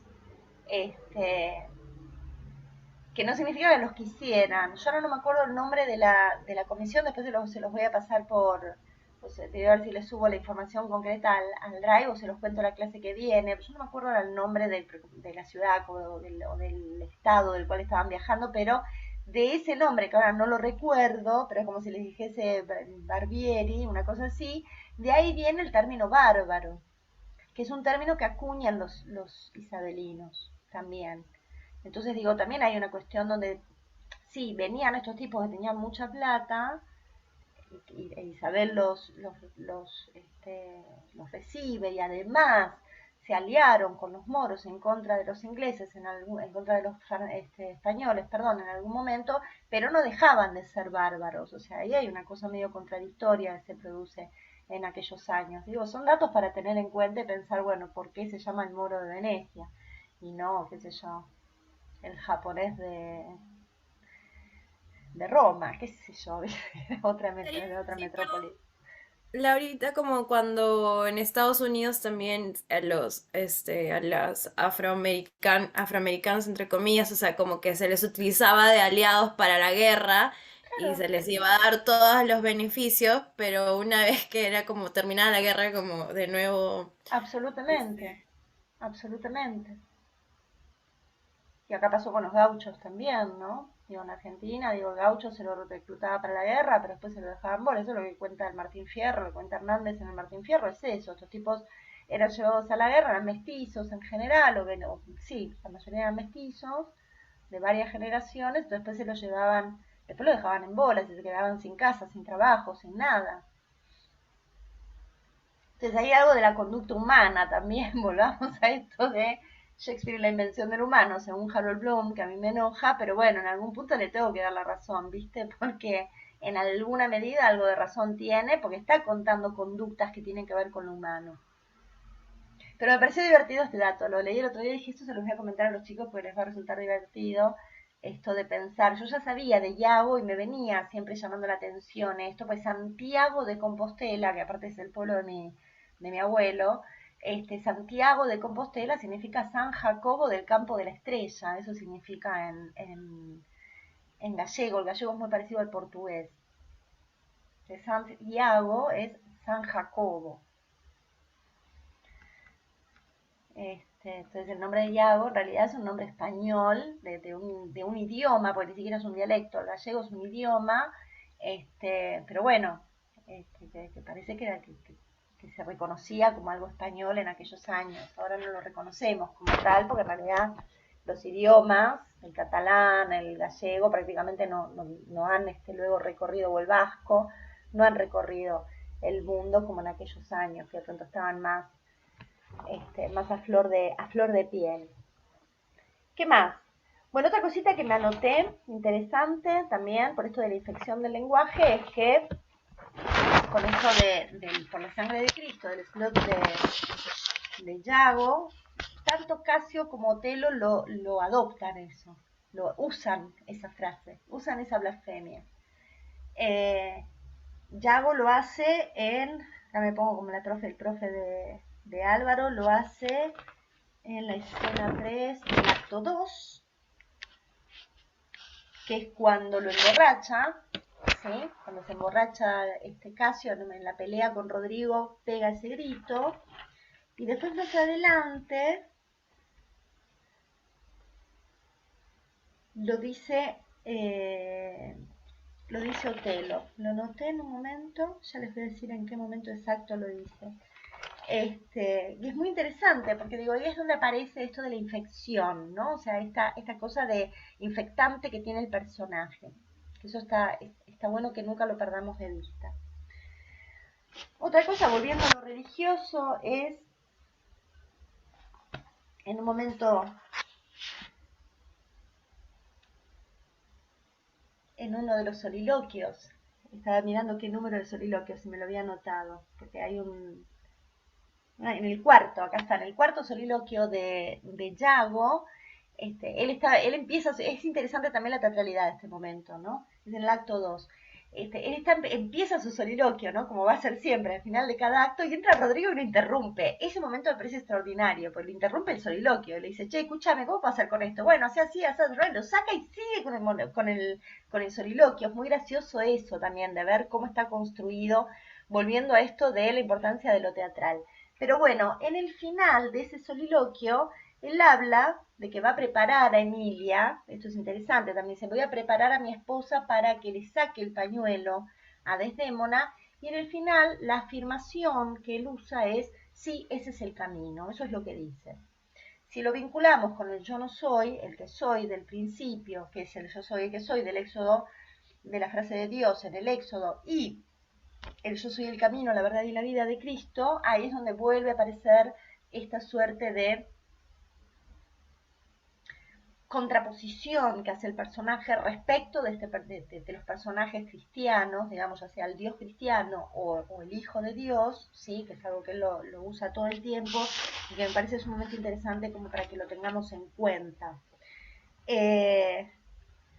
Después, cuando empieza ya en el acto 3, acá es donde todo se empieza a ralentar de algún modo y se empieza a tornar, desde mi punto de vista, desesperante. Samuel Johnson, el doctor Samuel Johnson creo que fue, él escribió un teórico, Simon Johnson, que se ocupó mucho de Shakespeare, en un momento, hablando de la muerte de Cordelia, que es lo que vamos a ver la clase que viene, dijo que le pareció, cuando la leyó por primera vez, le pareció tan espantoso que durante muchos años no pudo volver a leerlo. Esto lo leí, creo que lo dice White, no me acuerdo quién, pero quien sea que recogió eso, lo que dice es que a él le pasa lo mismo con la muerte de Desdémona. Y yo coincido, yo cada vez que leo la escena del asesinato, entro en un nivel de conmoción muy fuerte, o sea, me parece que es una de las escenas más crueles escritas por Shakespeare. No es la única, pero quizás es una de las más crueles. Ahora, esta crueldad empieza mucho antes. No es que el personaje viene y mata, que eso lo podemos encontrar en otras obras de Shakespeare inclusive. Personajes que actúan más desde el impulso, ¿no? Que entra y mata. Acá lo devastador, lo angustiante, podríamos decir, de este material es todo ese procedimiento, todo ese proceso en el cual entra el personaje a partir de la infección de Yago y que esto más o menos arranca de manera ya poderosa en el acto 3. La simiente ya la tira, como bien detectó Marita, en el acto 1, la planta Brabancio.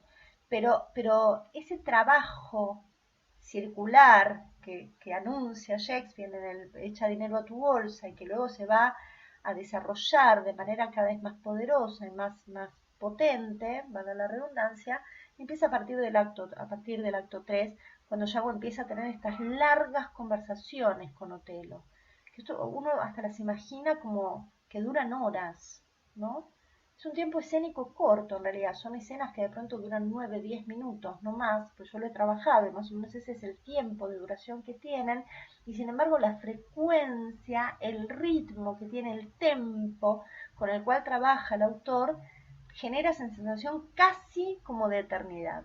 Es muy interesante eso, porque ahí es donde aparece la idea de lo infernal. Este personaje que va entrando en esta suerte de infierno, una suerte de infierno del Dante, la atmósfera, dice Laura, claro que sí, es una atmósfera que él va produciendo, el autor, y que a nosotros también nos va infectando de alguna manera, ¿no? Como que vamos entrando en ese lugar y es muy difícil correrse de esto que un poco hablamos cuando les expliqué o les comenté rápidamente, de manera muy somera, o muy resumida, aquello de lo que hablaba Aristóteles con relación al temor y a la conmiseración. Es imposible no sentir conmiseración. No hay modo de decir, pará, pero esto es muy tremendo. Es muy tremendo cómo se va produciendo. Uno de los datos teatrales o uno de los datos de discurso teatral, o uno de los recursos que utiliza Shakespeare en ese sentido, que para mí me resultan sumamente atractivos, es cómo Otelo empieza a repetir lo que dice Yago. No todo el tiempo, pero hay algunas frases que él las repite, o que las repiten ligeramente transformadas. Eso ya habla de que ahí hay una simbiosis que se está produciendo.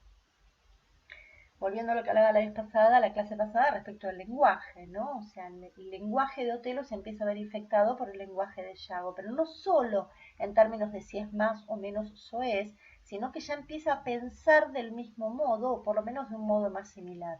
Entonces, el primer texto, yo lo anoté porque me pareció muy interesante, es: Yago dice que él cree que Casio es honesto. En ese momento, yo creo que Casio es un hombre honesto.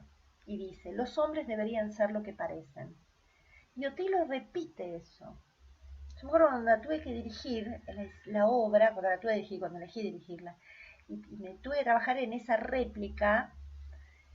Me acuerdo que lo que trabajé con el actor fue el silencio, justamente. O sea, el tiempo que se toma Otelo para que penetre ese texto en él y poder repetirlo como propio. Y el goce de Yago disfrutando de eso, ¿no? O sea, yo lo hacía parar al actor detrás. Entonces iba el goce que él iba sintiendo en esta transformación de este personaje que terminaba cayendo de bruces con el grito de sangre, sangre. Yo había hecho una compilación de las dos grandes escenas porque era demasiado, si no, ¿no? Entonces esta cosa de la infección me parece importante. Yago que habla de esta es mi causa, y vamos a ver que luego Otelo lo usa al final cuando entra en la habitación de Desdémona diciendo es la causa, ¿no? O sea, esto me parece que es sumamente importante. esto que habíamos visto también, digo, en función de todo este final que es tremendamente doloroso, de todos esos momentitos en los que el personaje parece que tiene toda la chance de salirse de la trama, tiene toda la oportunidad para decir me voy y no se va, ¿no? Se queda ahí. Hay un momento, me parece puntual, cuando dice, si a ella la calumnias y a mí me atormentas, ¿no? Le dice, en el caso de que sea que me la estás calumniando a ella, me estás atormentando, digo, ojo porque no vas a vivir, le dice, no reces más. Pues sí, sí, loco, es lo que está haciendo, correte de ahí. Y sin embargo, no puede, ¿no? Vuelve a aparecer el tema del sueño, el grito de sangre, que eso fue como yo terminé titulando mi versión, porque me parece que es interesante que el personaje termine gritando y lo dice 3 veces, vuelve para acá, aparecer acá el tema del 3, sangre, sangre, sangre, pero ya no es la sangre de Cristo, es la sangre de Desdémona. Pero ellos hacen un pacto de sangre al final de eso. Cuando lo nombra su lugarteniente, Otelo, a Yago, y Yago le dice que soy eternamente tuyo. En ese momento también es interesante, porque no deja de ser un pacto de sangre. Bueno, la aparición del elemento magia nuevamente ya lo habíamos visto porque está vinculado con el principio. Laura, ¿puedo hacer un comentario? Laura, Por supuesto, bueno, pregunten, hagan, digan. Es que perdón Ulises, pues, te paso la posa. Este, que me parece algo fascinante es como como esta escena o estas escenas que aparecen Yago Otelo, como que tienen este poder y obviamente de nuevo hay como la infección y demás. Me encantó con Chamé cómo utilizó este elemento de las cajas, ¿no? Exacto. Y que, o sea, como hay o sea, no sé, visualmente, o sea, de las formas y cómo se interponían, es como, o sea, yo digo, cómo intuitivamente, obviamente es pensado, pero a la vez también intuitivo, este juego ha sido tan interesante y me pareció, o sea, me hizo también pensar en este ejercicio, bueno, o este taller que llevamos contigo, en donde también no me acuerdo su nombre, se pedían Neira y y Sebastián. J y Sebastián. Y J Neira y Sebastián, Sebastián Rubio. ajá, y también, o sea, era esta cosa del ejercicio, ¿no? Que no, estoy segura que no planearon específicamente, pero salió y también, o sea, esa misma energía, ¿no? O sea, como dos fuerzas Exacto. que golpean, no sé, eso es una cosa bien, o sea, como muy Es que hay interesante, algo como muy intuitivamente aparece. opuesto, exacto, por eso digo, hay algo muy opuesto en los personajes, hablo de Yago y de Otelo, que es lo que estás vos mencionando, de lo que estás trayendo, que al mismo tiempo no lo es, están casi en una simbiosis. Es muy interesante esto, y sí, yo coincido con eso que hizo Chamé, con la apreciación que vos tenés respecto de lo que hizo Chamé en esa escena con el tema de las cajas, ¿no? O sea, en un momento los personajes aparecen desnudos, esto le cuento para los que no la vieron, aparentemente desnudos, y tienen cubierto la zona, digamos, de la pelvis, de lo que es el órgano sexual, cubierto con una caja con la que van trabajando ellos, y en un momento quedan caja con caja. Es muy interesante porque es muy erótico también ese momento entre ellos. Quedan caja con caja, uno arriba del otro, y de hecho quedan cara con cara, ¿no? O sea, ese momento también es muy poderoso, porque para mí ese es el monstruo de las dos espaldas. Si nos ponemos a pensar, ¿no? Ya en términos más semióticos, ¿no? O sea, me parece que ahí hay algo esa es la construcción del monstruo de las dos espaldas. Porque sí me parece, y ya te doy la palabra Ulises, sí me parece que hay algo interesante, acá ya me pongo filosófica y les pido disculpas, pero me parece que hay algo interesante de pensar en esta obra, que creo que algo me comenté en la clase pasada, respecto de que Yago no termina triunfante. No es que Yago logra un cometido, y del mismo modo que tampoco hay un restablecimiento de orden y todo eso. Hay algo donde no pueden funcionar, parecería ser, que no puede funcionar el uno sin el otro, casi que funcionan como una suerte de reloj suizo, un reloj que va construyendo Yago, pero del cual él termina también formando parte necesaria, y que si no está la otra parte, que es Otelo, ¿él qué hace? ¿A qué se dedica? ¿No? Hay algo de eso que funciona también en la construcción de estos personajes. No sé, se me están delirando ideas ahora dramatúrgicas y depuestas. Se me ocurre, no sé, trabajar con actores gemelos, ¿no? O sea, cosas por el estilo. Estaba pensando en eso, en los bufones gemelos que no se pueden despegar, por ejemplo. Exacto, ¿no? ¿Qué te parece? ¿Lo hacemos, Gaby? Hagámoslo, me parece que está buenísimo. Digo, pensémoslo, porque digo, se me vino ahora, digo, me parece que está buenísimo como idea. Si Yago quiere que Otelo sea su proyección, lo que pasa es que ahí, Marita, yo necesito que vos te corras de la mirada de psicologista. Necesito que te metas en la Yo me mirada de callo por Mozart. eso, ¿eh? Tengo mucho para decir, pero te juro que estoy así, yo la reentiendo. Sí, porque vos sos psicólogo. Yo necesito que Marita deje de pensar en psicología y que piense en teatro. Pero sí, igual te entiendo, hay algo de eso. Hay algo de eso. Lo que pasa es que lo tenemos que pensar en términos teatrales. ¿Cómo llevo esto a la acción? Si uno es proyección del otro, bueno, ¿cómo lo construimos escénicamente? Esto que contaba Marinés. Bueno, acá hubo un director que los puso a trabajar con un mismo objeto, desdoblado. O sea, cada uno tiene un objeto, pero el objeto es el mismo. Entonces ahí uno ve la unidad, la encuentra. ¿Se entiende? O esto que le decía yo, dije recién, no sé, se me ocurre que podemos trabajar con actores, hacer esta obra con actores gemelos. Una apuesta de una ópera que se hizo así. Don Giovanni es mi ópera favorita, o una de mis óperas favoritas, una ópera de Mozart que es extraordinaria. Igual la historia de Don Juan es extraordinaria, todos los Don Juanes los recomiendo todos. Pero en el Don Giovanni, Mozart hace algo que es extraordinario. Fue la última ópera que escribió. Ustedes saben que, perdón, hago paréntesis y bajo un poquito de ópera, así salimos un poquito de Shakespeare. Ustedes saben que Mozart murió muy jovencito, tenía alrededor de 34 años cuando falleció. Tenía una producción impresionante porque empezó muy chiquitito, era un niño prodigio y todo lo demás, pero el tipo realmente murió muy joven.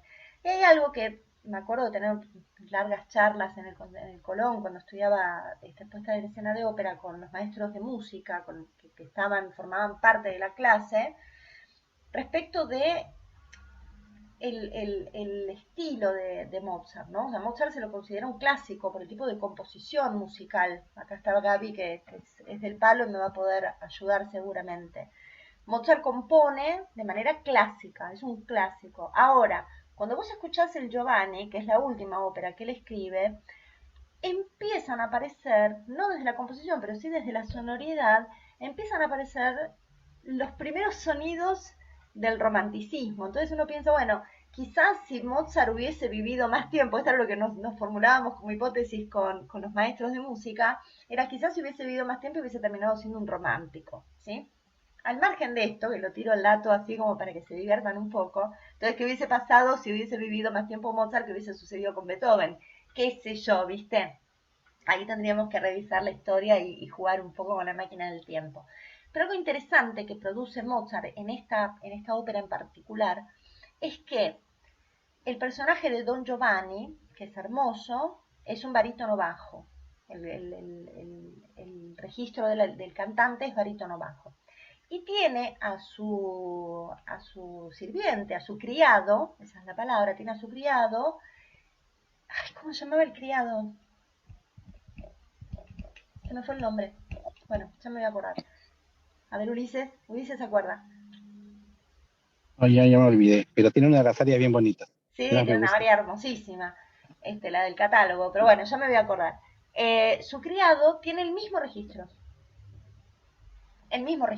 es barítono bajo, entonces vos escuchás la ópera, te cuesta, a no ser que la vayas siguiendo por libreto o por partitura, te cuesta decodificar cuándo es uno y cuándo es el otro, ¿se entiende? Porque es la misma voz. Obviamente cada voz es distinta, pero el registro es el mismo y el timbre es el mismo, bueno, en fin. Es un director que se llama Peter Sellars, o Sellars, como Peter Sellars, pero con A. Un regime que hizo una versión del Don Giovanni y había dos cantantes, dos barítonos bajos gemelos, negros, de raza negra, entonces los usó a los dos para hacer el personaje de Giovanni y de su criado, que ya me voy a acordar el nombre.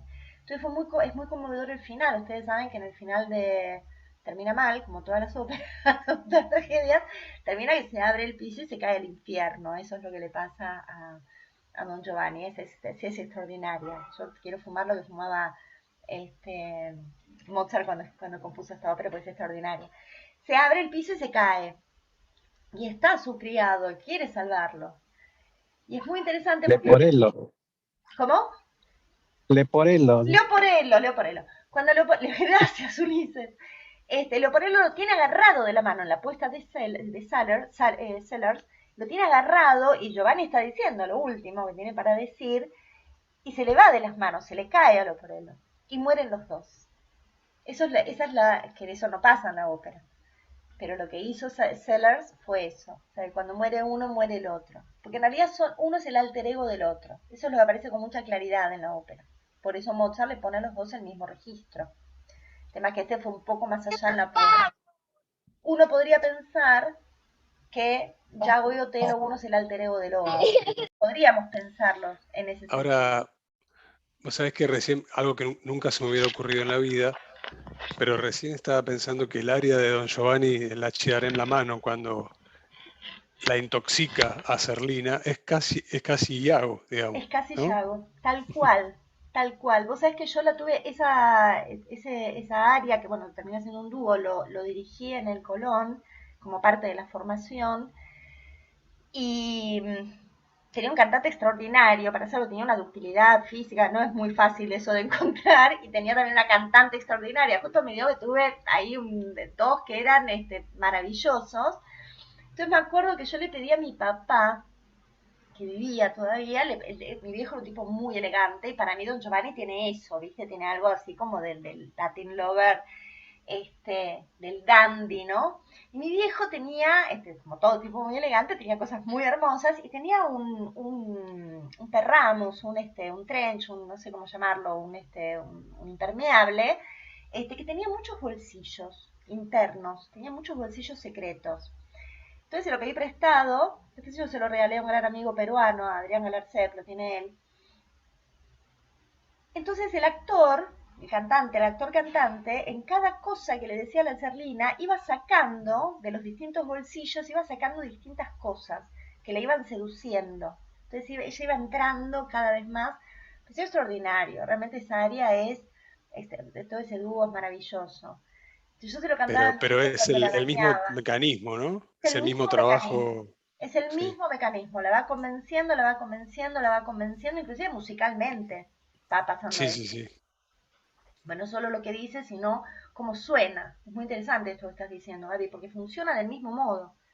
Y es circular, de algún modo, ¿no? O sea, estoy pensando porque Serlina tiene, viste, dos momentos, Borrell y non Borrell, o sea, quisiera pero no quisiera, ¿no? Ella empieza a dudar, está el tema de la duda también, ¿no? Sí, Aparece. y musicalmente lo que sucede es que cuando ella realmente cae y queda intoxicada, cambia la música y hay como una especie de parte B del aria Exacto, que no tiene exacto. nada que ver con la primera parte. Y que está Y mucho es el más momento donde vinculado se con la funden. parte de él, y es donde se funden. Exacto. Exacto, exacto. Es donde se funden. Escúchenla.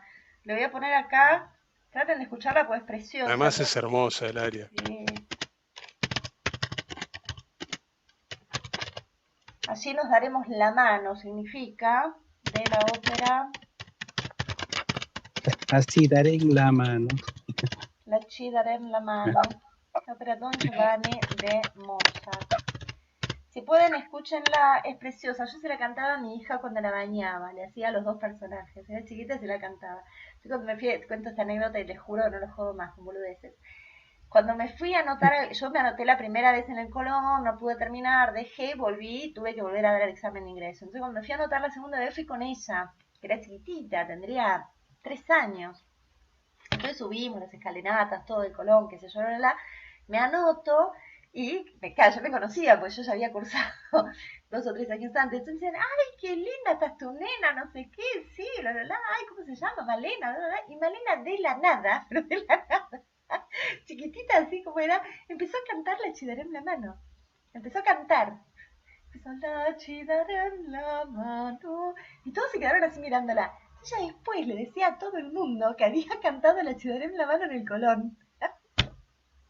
A los 3 años, ¿entendés? Y tiene razón. Qué gracioso. curiosa, esa es mi hija, totalmente loca.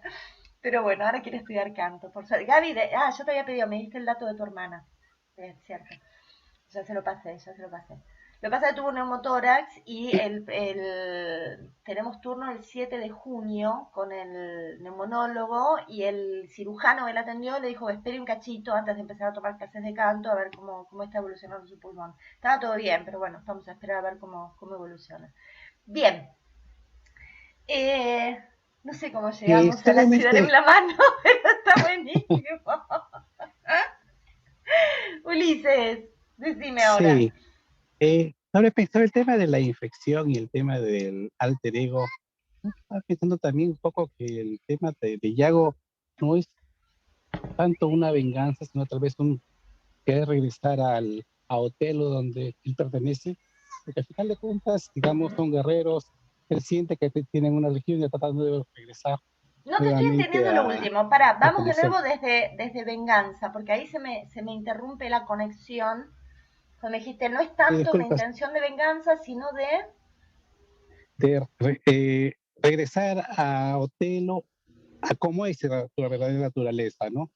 Él siente que él son pares o que son, digamos, similares y trata de regresarlo, digamos, a lo que es él, ¿no? Por eso, en realidad, basta una simple insinuación para que él empiece ya a pensar como él, ¿no?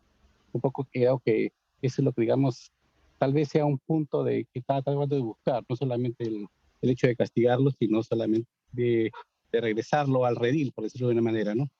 Al redil del ser guerrero, me decís vos. Ajá, sí, Sí, hay algo de eso, ¿no? O sea, hay algo donde es interesante lo que vos estás planteando, Ulises, porque sí hay algo de enojo de Yago, o de cierta molestia de Yago respecto de la presencia de las mujeres.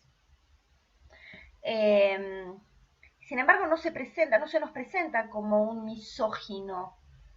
Porque hay otras obras de Shakespeare donde hay misóginos, que los podemos decodificar claramente. ¿Me explico? Pero sí hay algo donde el tipo claramente se da cuenta, o por lo menos manifiesta, que las mujeres no tienen por qué estar en este lugar. ¿No? ¿Me explico? Hay algo como de, pará, pero este es un lugar de varones, este es un lugar de hombres, no es un lugar para mujeres. De hecho, cuando tienen que ir a Chipre, la que pide ir es Desdémona, y es por esa razón que Otelo le dice, bueno, que tu mujer se ocupe de cuidar a la mía. Te daría la sensación de que si no hubiese sido, daría la sensación, porque no está escrito, lo que no está escrito no está, pero daría la sensación de que Emilia viaja a Chipre solo porque también Otelo lo pide. Si no, ninguna de estas mujeres hubiese llegado a ese lugar. ¿Me explico? Eso me parece que es interesante de pensar también, porque fíjese que inclusive cuando él hace estas argumentaciones tan peyorativas respecto de Casio, que era igual también muy del lenguaje de la época, pues esto lo vemos en Hamlet también, dice, bueno, sabe de guerra lo que sabe una solterona. Hamlet después dice que él llora como una fregona, ¿no? O sea, también hay una cuestión, digamos, que tiene que ver con el lenguaje el lenguaje patriarcal, más allá de la época, ¿no? O sea, esto de que, bueno, si sos débil es porque estás más cerca de lo femenino. Igual Shakespeare ahí es interesante porque pone a la mujer en otro lugar, ¿no? O sea, sí, son víctimas, pero generan cambios interesantes y poderosos. Porque si no se produjesen estos hechos, eso también es interesante de tener en cuenta. Estoy medio delirando ya, ¿eh? Y sepan disculpar. Pero me parece que uno dice, bueno, ok, obviamente, si no se produce el hecho trágico no hay obra, eso lo tenemos en claro, pero podría haber sido otro el hecho trágico. ¿Me explico? O sea, el hecho de que pongan estas mujeres, y estoy hablando no solo de Desdémona, Emilia y Blanca, sino estoy pensando en Ofelia, también estoy pensando en Cordelia, digo, y en tantas otras mujeres de su obra,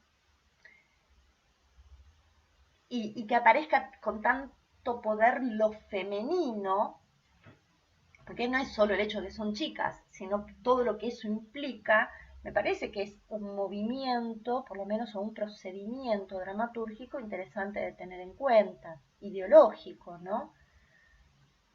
Pues yo siempre la pregunta que me formulo, y lo dejo y con esto vamos cerrando, la pregunta que siempre me formulo con Otelo es si Shakespeare está naturalizando o no esto que sucedió, esto que sucede en la obra.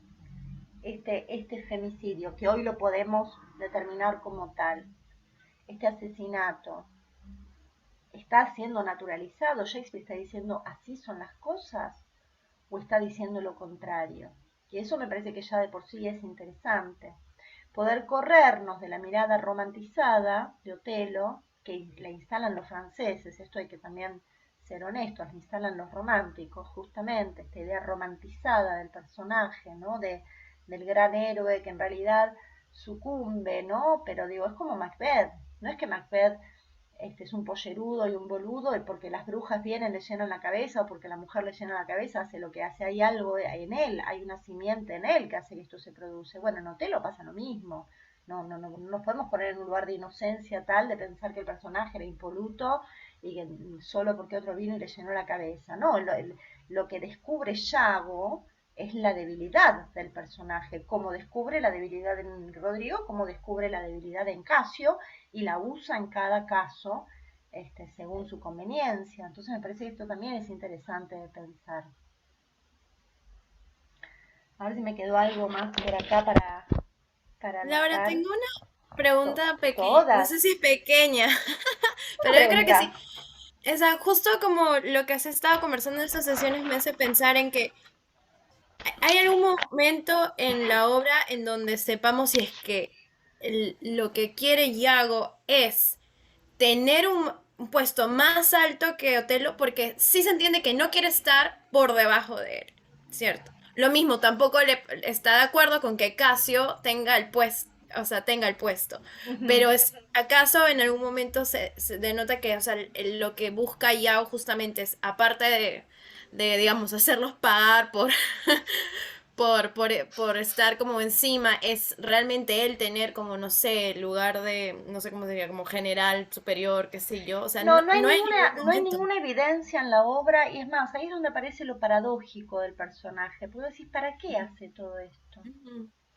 Que ahí sí yo tengo que coincidir con Oden, que si bien Oden tiene una lectura bastante psicologista para mi placer, digamos, sí, para mi gusto, es interesante la mirada que él hace en ese sentido, donde dice, a ver, si yo quiero joder a alguien, si lo que quiero es vengarme de alguien, cuando logro la venganza, lo que voy a hacer es primero beneficiarme de eso, de algún modo me tengo que beneficiar, y si no tengo un beneficio directo, económico, social, espiritual o el que fuere, sí en el momento del derrumbe del otro lo que voy a hacer es decírselo.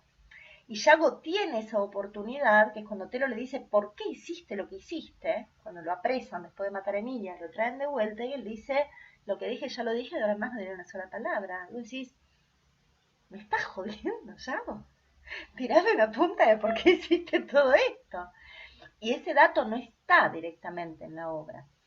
Mira, una vez yo esta obra la trabajé durante un tiempo en la universidad, desde otro punto de vista, había que conformar una puesta en escena, era otro el trabajo, no había que hacer un análisis de obra como el que estamos haciendo.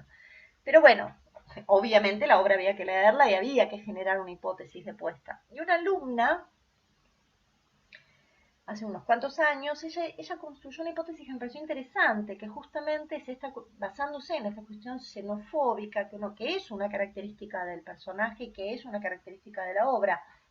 Después si es la característica central o no, eso es discutible, pero que la característica y el dato está, ella tomó ese dato, ese punto de vista como directora de información y aprovechó, digamos, y hizo toda su construcción a partir de ahí. Entonces ella lo que produjo como hipótesis de trabajo era que Yago en Venecia no tiene ese espacio. Yago en Venecia, en definitiva, lo sumo puede ser un lugarteniente y está llegando a ser alférez con toda la furia. Pero una vez en Chipre, lejos de esa Venecia, empieza a construir su propio universo, donde sí se erige más allá del cargo que ocupe, se erige prácticamente como dueño, amo y señor de todo lo que sucede. Y en términos de acción es un poco así. Y es interesante pensar que se va produciendo toda la obra, y excepto la parte en la que entran los músicos, no hay música prácticamente en la obra. O sea, hay dos momentos musicales, que es cuando vienen los músicos a hacerle una serenata a Otelo, que lo saca, el bufón sale y lo saca cagando, y el momento en el que Yago canta. Yago canta durante la escena en la que están emborrachando a Casio. ¿sí? Son los únicos dos momentos en los que hay música, siendo que Shakespeare trabajaba con lo musical y con la música todo el tiempo. Por ejemplo, en Macbeth está llena de música y de danzas, llena. Lo que pasa es que en las traducciones no lo ponen, pero toda la obra está cantada y bailada. Es muy interesante que no aparezca lo sonoro, no aparezcan los tambores, no aparezcan las trompetas, no aparece eso, no se escucha, ¿no? Es como una obra que casi que no tiene musicalidad. Y sin embargo, en el momento en el que, a ver, como lo tengo anotado exacto, quiero ver el texto exacto que él dice. Él está en la escena con Otelo, fíjense que sintomático lo que voy a comentar. Él está en la escena con Otelo cuando Otelo ya se convence finalmente de que Desdémona lo engaña, después de la epilepsia, después de que ve el pañuelo, ¿sí? Estamos hablando de ese momento.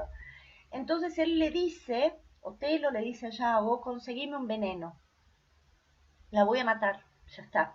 Me es infiel, la voy a matar. Conseguime un veneno. Y él le dice, no, veneno no.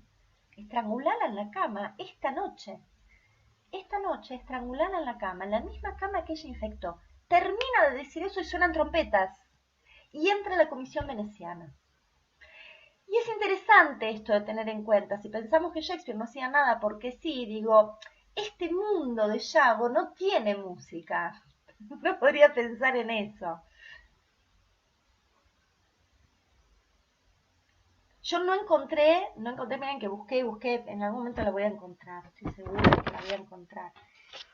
Pero no encontré la canción que canta él, porque generalmente las encontrás las canciones. No encontré la canción que canta él. Tengo que ver un libro que presté, también que no se hace, pero bueno, ayer vi a la persona a quien le presté el libro, así que el libro vive todavía y la persona también. Es el marido de una gran amiga. Tengo que ir a comer en estos días. Ahí tengo un libro con todas partituras de justamente las obras de este periodo, de los hombres del rey. Así que voy a ver si está ahí, porque en otro lado no lo encontré. Pero es interesante de pensar esto. Sí, Ulises, decime. Sí, ¿habrá tenido que ver el hecho de que era una obra que cambiaba de escenario habitual, digamos? No termino de entender la pregunta. Repetímela, por favor, o reformúlamela mejor Mencionaste dicho. de que esta es una de las obras que se hizo en otro lugar, ¿no? Para otro escenario Ah, teatro de reloj. sí. No, no creo. No creo, porque lo musical estaba muy incorporado, era parte del quehacer teatral de Shakespeare, más allá del espacio, me explico, y de la época, no solo Shakespeare, todos los isabelinos trabajaban con ese concepto. De todos modos, ahora que estoy pensando, hay un texto de Otelo donde dice que le afloje las clavijas, habla de aflojar clavijas, ¿no? A un personaje, no me acuerdo si es Acacio, se lo dice ya me voy a acordar en qué momento, habla de aflojar las clavijas. Y eso está vinculado con, con la teoría de la música de las esferas, que este es un dato a tener en cuenta, datazo a tener en cuenta respecto de esta obra y que la vamos a ver muy puntualmente con Lear también. Hay había una teoría en aquellos años, en aquella época, así estaba la teoría de los cuatro humores y estaba la teoría de la música de las esferas, donde se entendía que las esferas, según se acercaban o se alejaban entre sí, por las distintas órbitas, generaban música, y que esa música solo era audible para los espíritus elevados, ¿sí? Entonces es interesante esto de pensar, porque si solo los personajes elevados podían escuchar la música de las esferas, digo que no haya música en Otelo o que Yago no pueda producir música, también habla de este personaje. Y la música viene de Venecia, por eso digo, este corte donde el tipo dice asfixiala esta noche en la cama, en tu propia cama, bla, bla, bla, y pum, de ahí digo, la teatralidad, ¿no? Suenan trompetas y llegan los venecianos, digo, hay algo ahí que nos está contando el personaje que me parece muy interesante, el actor que me parece que es muy interesante de tener en cuenta. Todas estas cositas las vamos a volver a ver, no se angustien de, no es que hoy terminamos de ver Otelo, porque la que viene empezamos con Lear y después vamos a empezar a hacer las comparativas, ahí nos vamos a empezar a divertir un poco más. Pero fíjense, que este era un dato que les con esto quería cerrar un poco lo conceptual de la clase, que es cuando él está matando a Desdémona en esa escena tremenda, Emilia interrumpe de alguna manera o viene como sí, a intervenir, se cruza en la entrada de Emilia y el modo en el que Emilia incursiona en escena es a partir de golpes a la puerta. Y eso es lo mismo que pasa en Macbeth cuando asesinan a Duncan. Digo, esta idea de los golpes a la puerta y de las puertas del infierno, ¿sí? Porque esa es la teoría con la que ya trabajó Shakespeare en Macbeth y que aparentemente las tendría que haber tomado también para Otelo, porque se produce exactamente lo mismo, en el momento más espantoso, en el momento más infernal, de la acción más espantosa, es donde se producen los golpes a la puerta. La diferencia entre Macbeth y Otelo es que en Macbeth hay un portero, más allá de lo gracioso del texto, el texto del portero para analizarlo por sí mismo pues es extraordinario, y él se erige como portero del infierno. Acá el portero es el propio Otelo, ¿se entiende? O sea, él es el que va a abrir la puerta y que tiene que ordenar todo para abrir la puerta, y eso me parece muy interesante también de tener en cuenta, como para darle un poquito de cierre a todas las boludeces que dije hoy, pero me parece que está bueno que vayamos pensando en estas cuestiones porque se nos viene Lear, que como ya les comenté, hay quienes lo consideran, Jan Cott específicamente, como el nuevo libro de Job, en el Evangelio según Shakespeare que tengo de Boitán, y habla de lo mismo. Digo, hay algo ahí de lo joviano y de Cordelia como Cordero de Dios, que me parece que es muy interesante para que tengamos en cuenta, ¿no? O sea, aparece este Lear como este Dios tremendo del Antiguo Testamento, me parece que está bueno que lo tengamos en cuenta, y ahí vamos a empezar a imbricar, luego de que pasemos por Lear, vamos a empezar a encontrar todas las grandes similitudes y las grandes diferencias que tienen estas obras con las otras también del periodo, ¿no? Vamos a abrir un poquito, porque si nos quedamos únicamente con estas dos, nos perdemos de cosas. Por eso menciono cosas de Hamlet o cosas de Macbeth, porque son las otras dos grandes tragedias de la época, de este periodo en particular. ¿Está bien? ¿Están de acuerdo? Sí, Laura pregunta. Me quedo pensando con algo de lo que dijo Marinés. Sí. O sea, no lo dice Yago, ¿no? Pero hay un texto de Emilia, Uh-huh.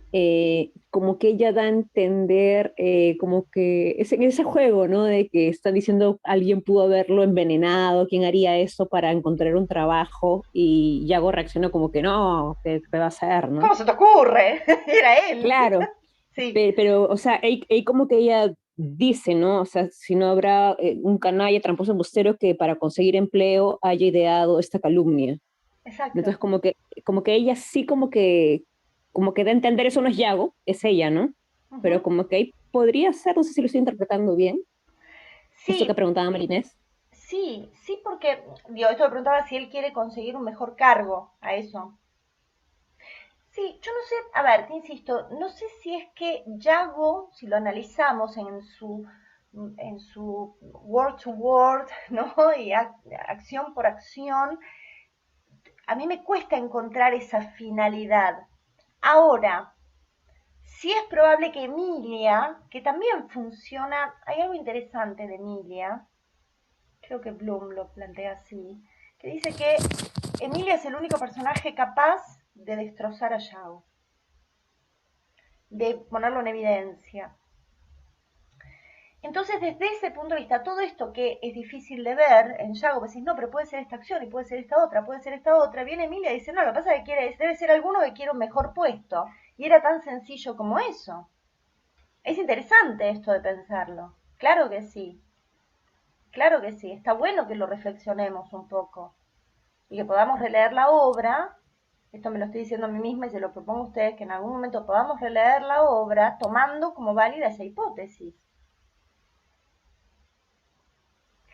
Lo que Sí, siempre tenemos que tener en cuenta, Lauri, Marinés, Gabo, Andrei, Marita, Ulises y todos los que nos están viendo, que son todos los que ahora no están, es que siempre en Shakespeare vamos a tener más de una hipótesis. Siempre. No es posible, no hay una sola, porque si no, no sería Shakespeare, sería Racine.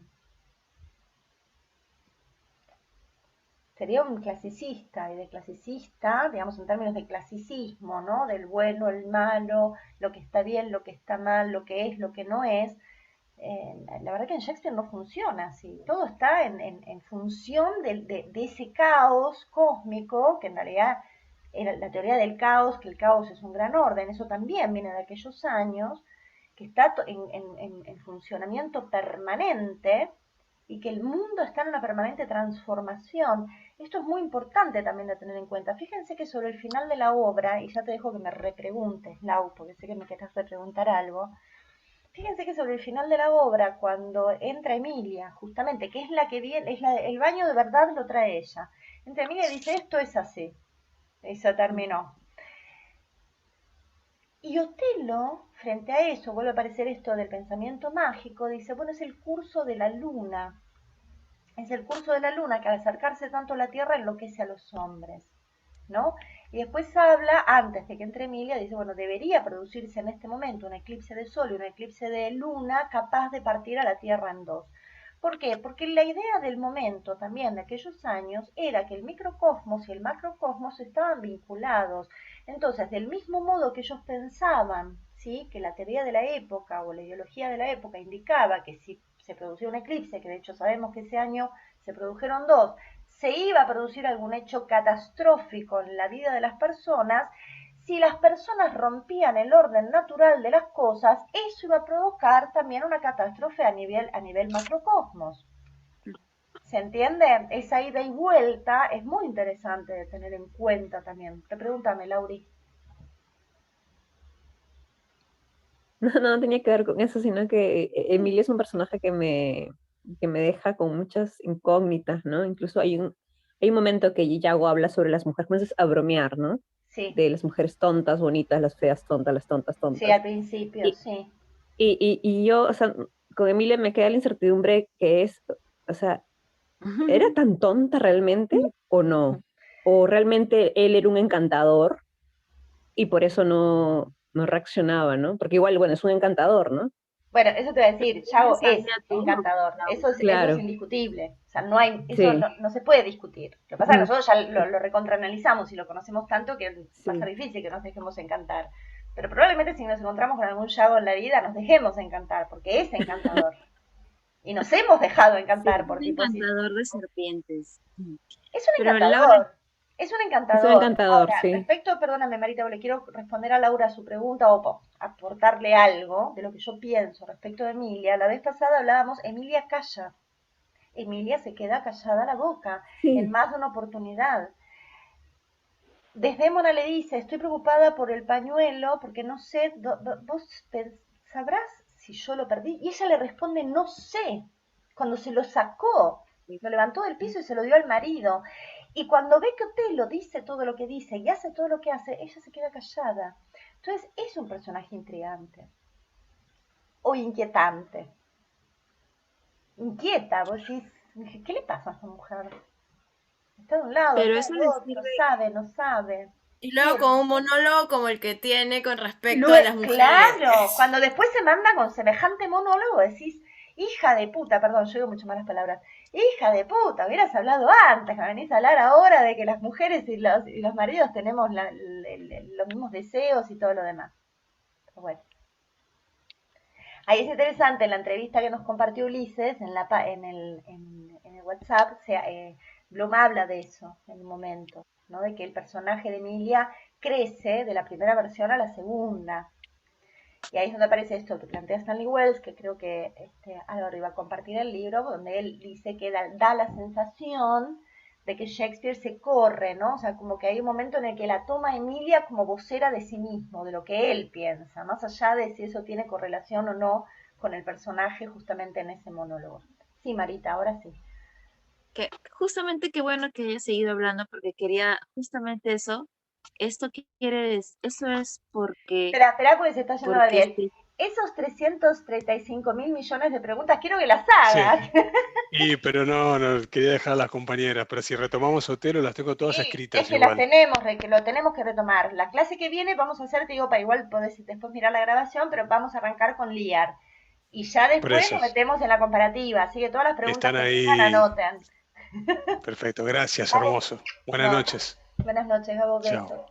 Perdón, Marita, pues así se podía ir chao. Gabriel tranquilo.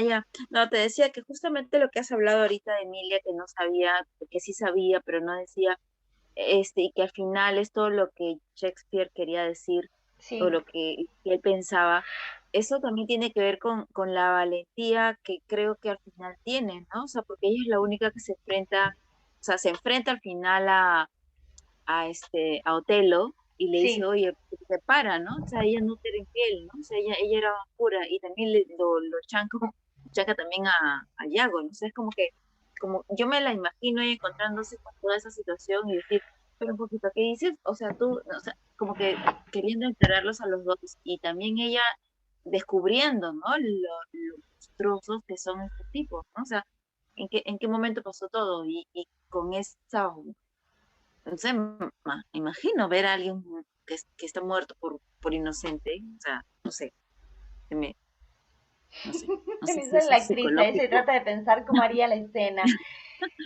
Mira, No sé. yo me acuerdo cuando la dirigí, te voy a contar lo que le pasaba a la actriz que hacía de Emilia. La primera vez yo le hice toda una marcación de cómo quería que sea la entrada, hacia dónde quería que se conduzca, cómo quería que se maneje con el cadáver, bla, bla, bla, bla, bla. Entonces lo hizo, fue extraordinaria. Cuando lo hizo la segunda vez, me dice, bueno, pero yo no siento lo mismo ahora. Es difícil. Entonces le dije, mira, no tenés que sentir lo mismo, tenés que reproducirlo. En todo caso, buscar. Entonces ella fue encontrando, porque tenía esa dificultad como actriz, ella fue encontrando cada vez, en cada presentación, o sea, le daba bolilla, miraba algo diferente, cada vez. Entonces se conectaba con eso nuevo que iba encontrando. Era muy hermoso lo que hacía finalmente, muy hermoso. Pero acá vuelvo, digo, yo necesito agarrarte a vos y darte unas buenas clases de actuación y sacarte de esa idea del sentimiento y del pensamiento del personaje, porque el personaje entra a escena y ve por primera vez cada vez que entra a escena. Y eso es lo que hay que lograr reproducir. Una vez le hicieron una entrevista a Isabela Rossellini, una gran actriz, hija de otra gran actriz y de un gran director. Entonces le pregunta el entrevistador, le dice en un momento, dice, ¿ustedes los actores, las actrices tienen más sensibilidad que el resto de los seres humanos? Y Isabela Rossellini lo miró una cara de culo, total, le hizo así, y le dijo, no, lo que tenemos los actores es la técnica para poder reproducir sentimientos, nada más. O sea, no es que somos más sensibles, somos especiales, no, aprendemos a hacer eso, ese es nuestro oficio, esa es nuestra profesión. Y eso es lo que tenemos que lograr. Que Emilia se conmueva cada vez que entra, hace que el espectador se conmueva. Y aunque ella no esté sintiendo nada, la actriz puede no estar sintiendo nada, entonces ella crea en lo que está haciendo, va a ser verdadera, y ahí es donde volvemos al tema de la verdad en escena, lo verdadero y lo verosímil, ¿no? Esto que charlamos en alguna clase atrás, eso es lo que va a hacer que sea así. El personaje es extraordinario, es el personaje que produce la catarsis de la obra. Es el personaje que entra y dice todo. Es como la escena de Ofelia, la escena de la locura de Ofelia. La escena de la locura de Ofelia es totalmente catártica. Ofelia entra y dice toda la verdad, de manera encriptada, a través de una canción, a través de una alegoría, pero está diciendo todo, metáforas, como querramos llamarlo, pero entra y le dice a la reina que no es virtuosa, le dice al rey, dice que asesinaron al padre en la habitación de la reina, le dice a la reina que no es virtuosa, cuenta que se acostó con Hamlet, dice todo. Y lo amenaza al rey y le dice, mi hermano se va a enterar de todo, ¿eh? Oh, impresionante la valentía de esa chiquita.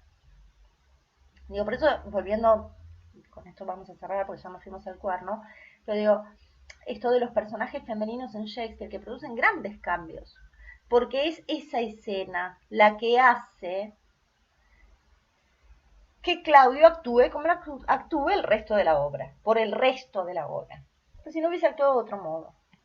Ese ver amenazado su lugar por Laertes, hermano de Ofelia, que viene en ese nivel de furia por la muerte de su padre y por la locura de su hermana, hace que el tipo lleve las cosas a donde las lleva, porque si no es una obra que se diluye por sí misma. Sin Ofelia no hay obra de Hamlet, no hay el Hamlet que conocemos hoy. ¿Se entiende? Miren qué interesante. Bueno, gente hermosa, nos vemos el lunes. Leen Tailier. Sí. Bueno, vale. Les mando besos grandes. Me Gracias, encanta Lau. verles y nada, quedamos ahí. Besos, hasta el lunes. Disculpa por todo. No, ¿qué disculpas? ¿Por qué? Hoy día en la clase se ha tratado de las disculpas. No, Cada pero rato está nos bien, a mí me encanta. No, disculpados. no hay problema, no hay problema. Besos. Chau, chau. Chau. Chao.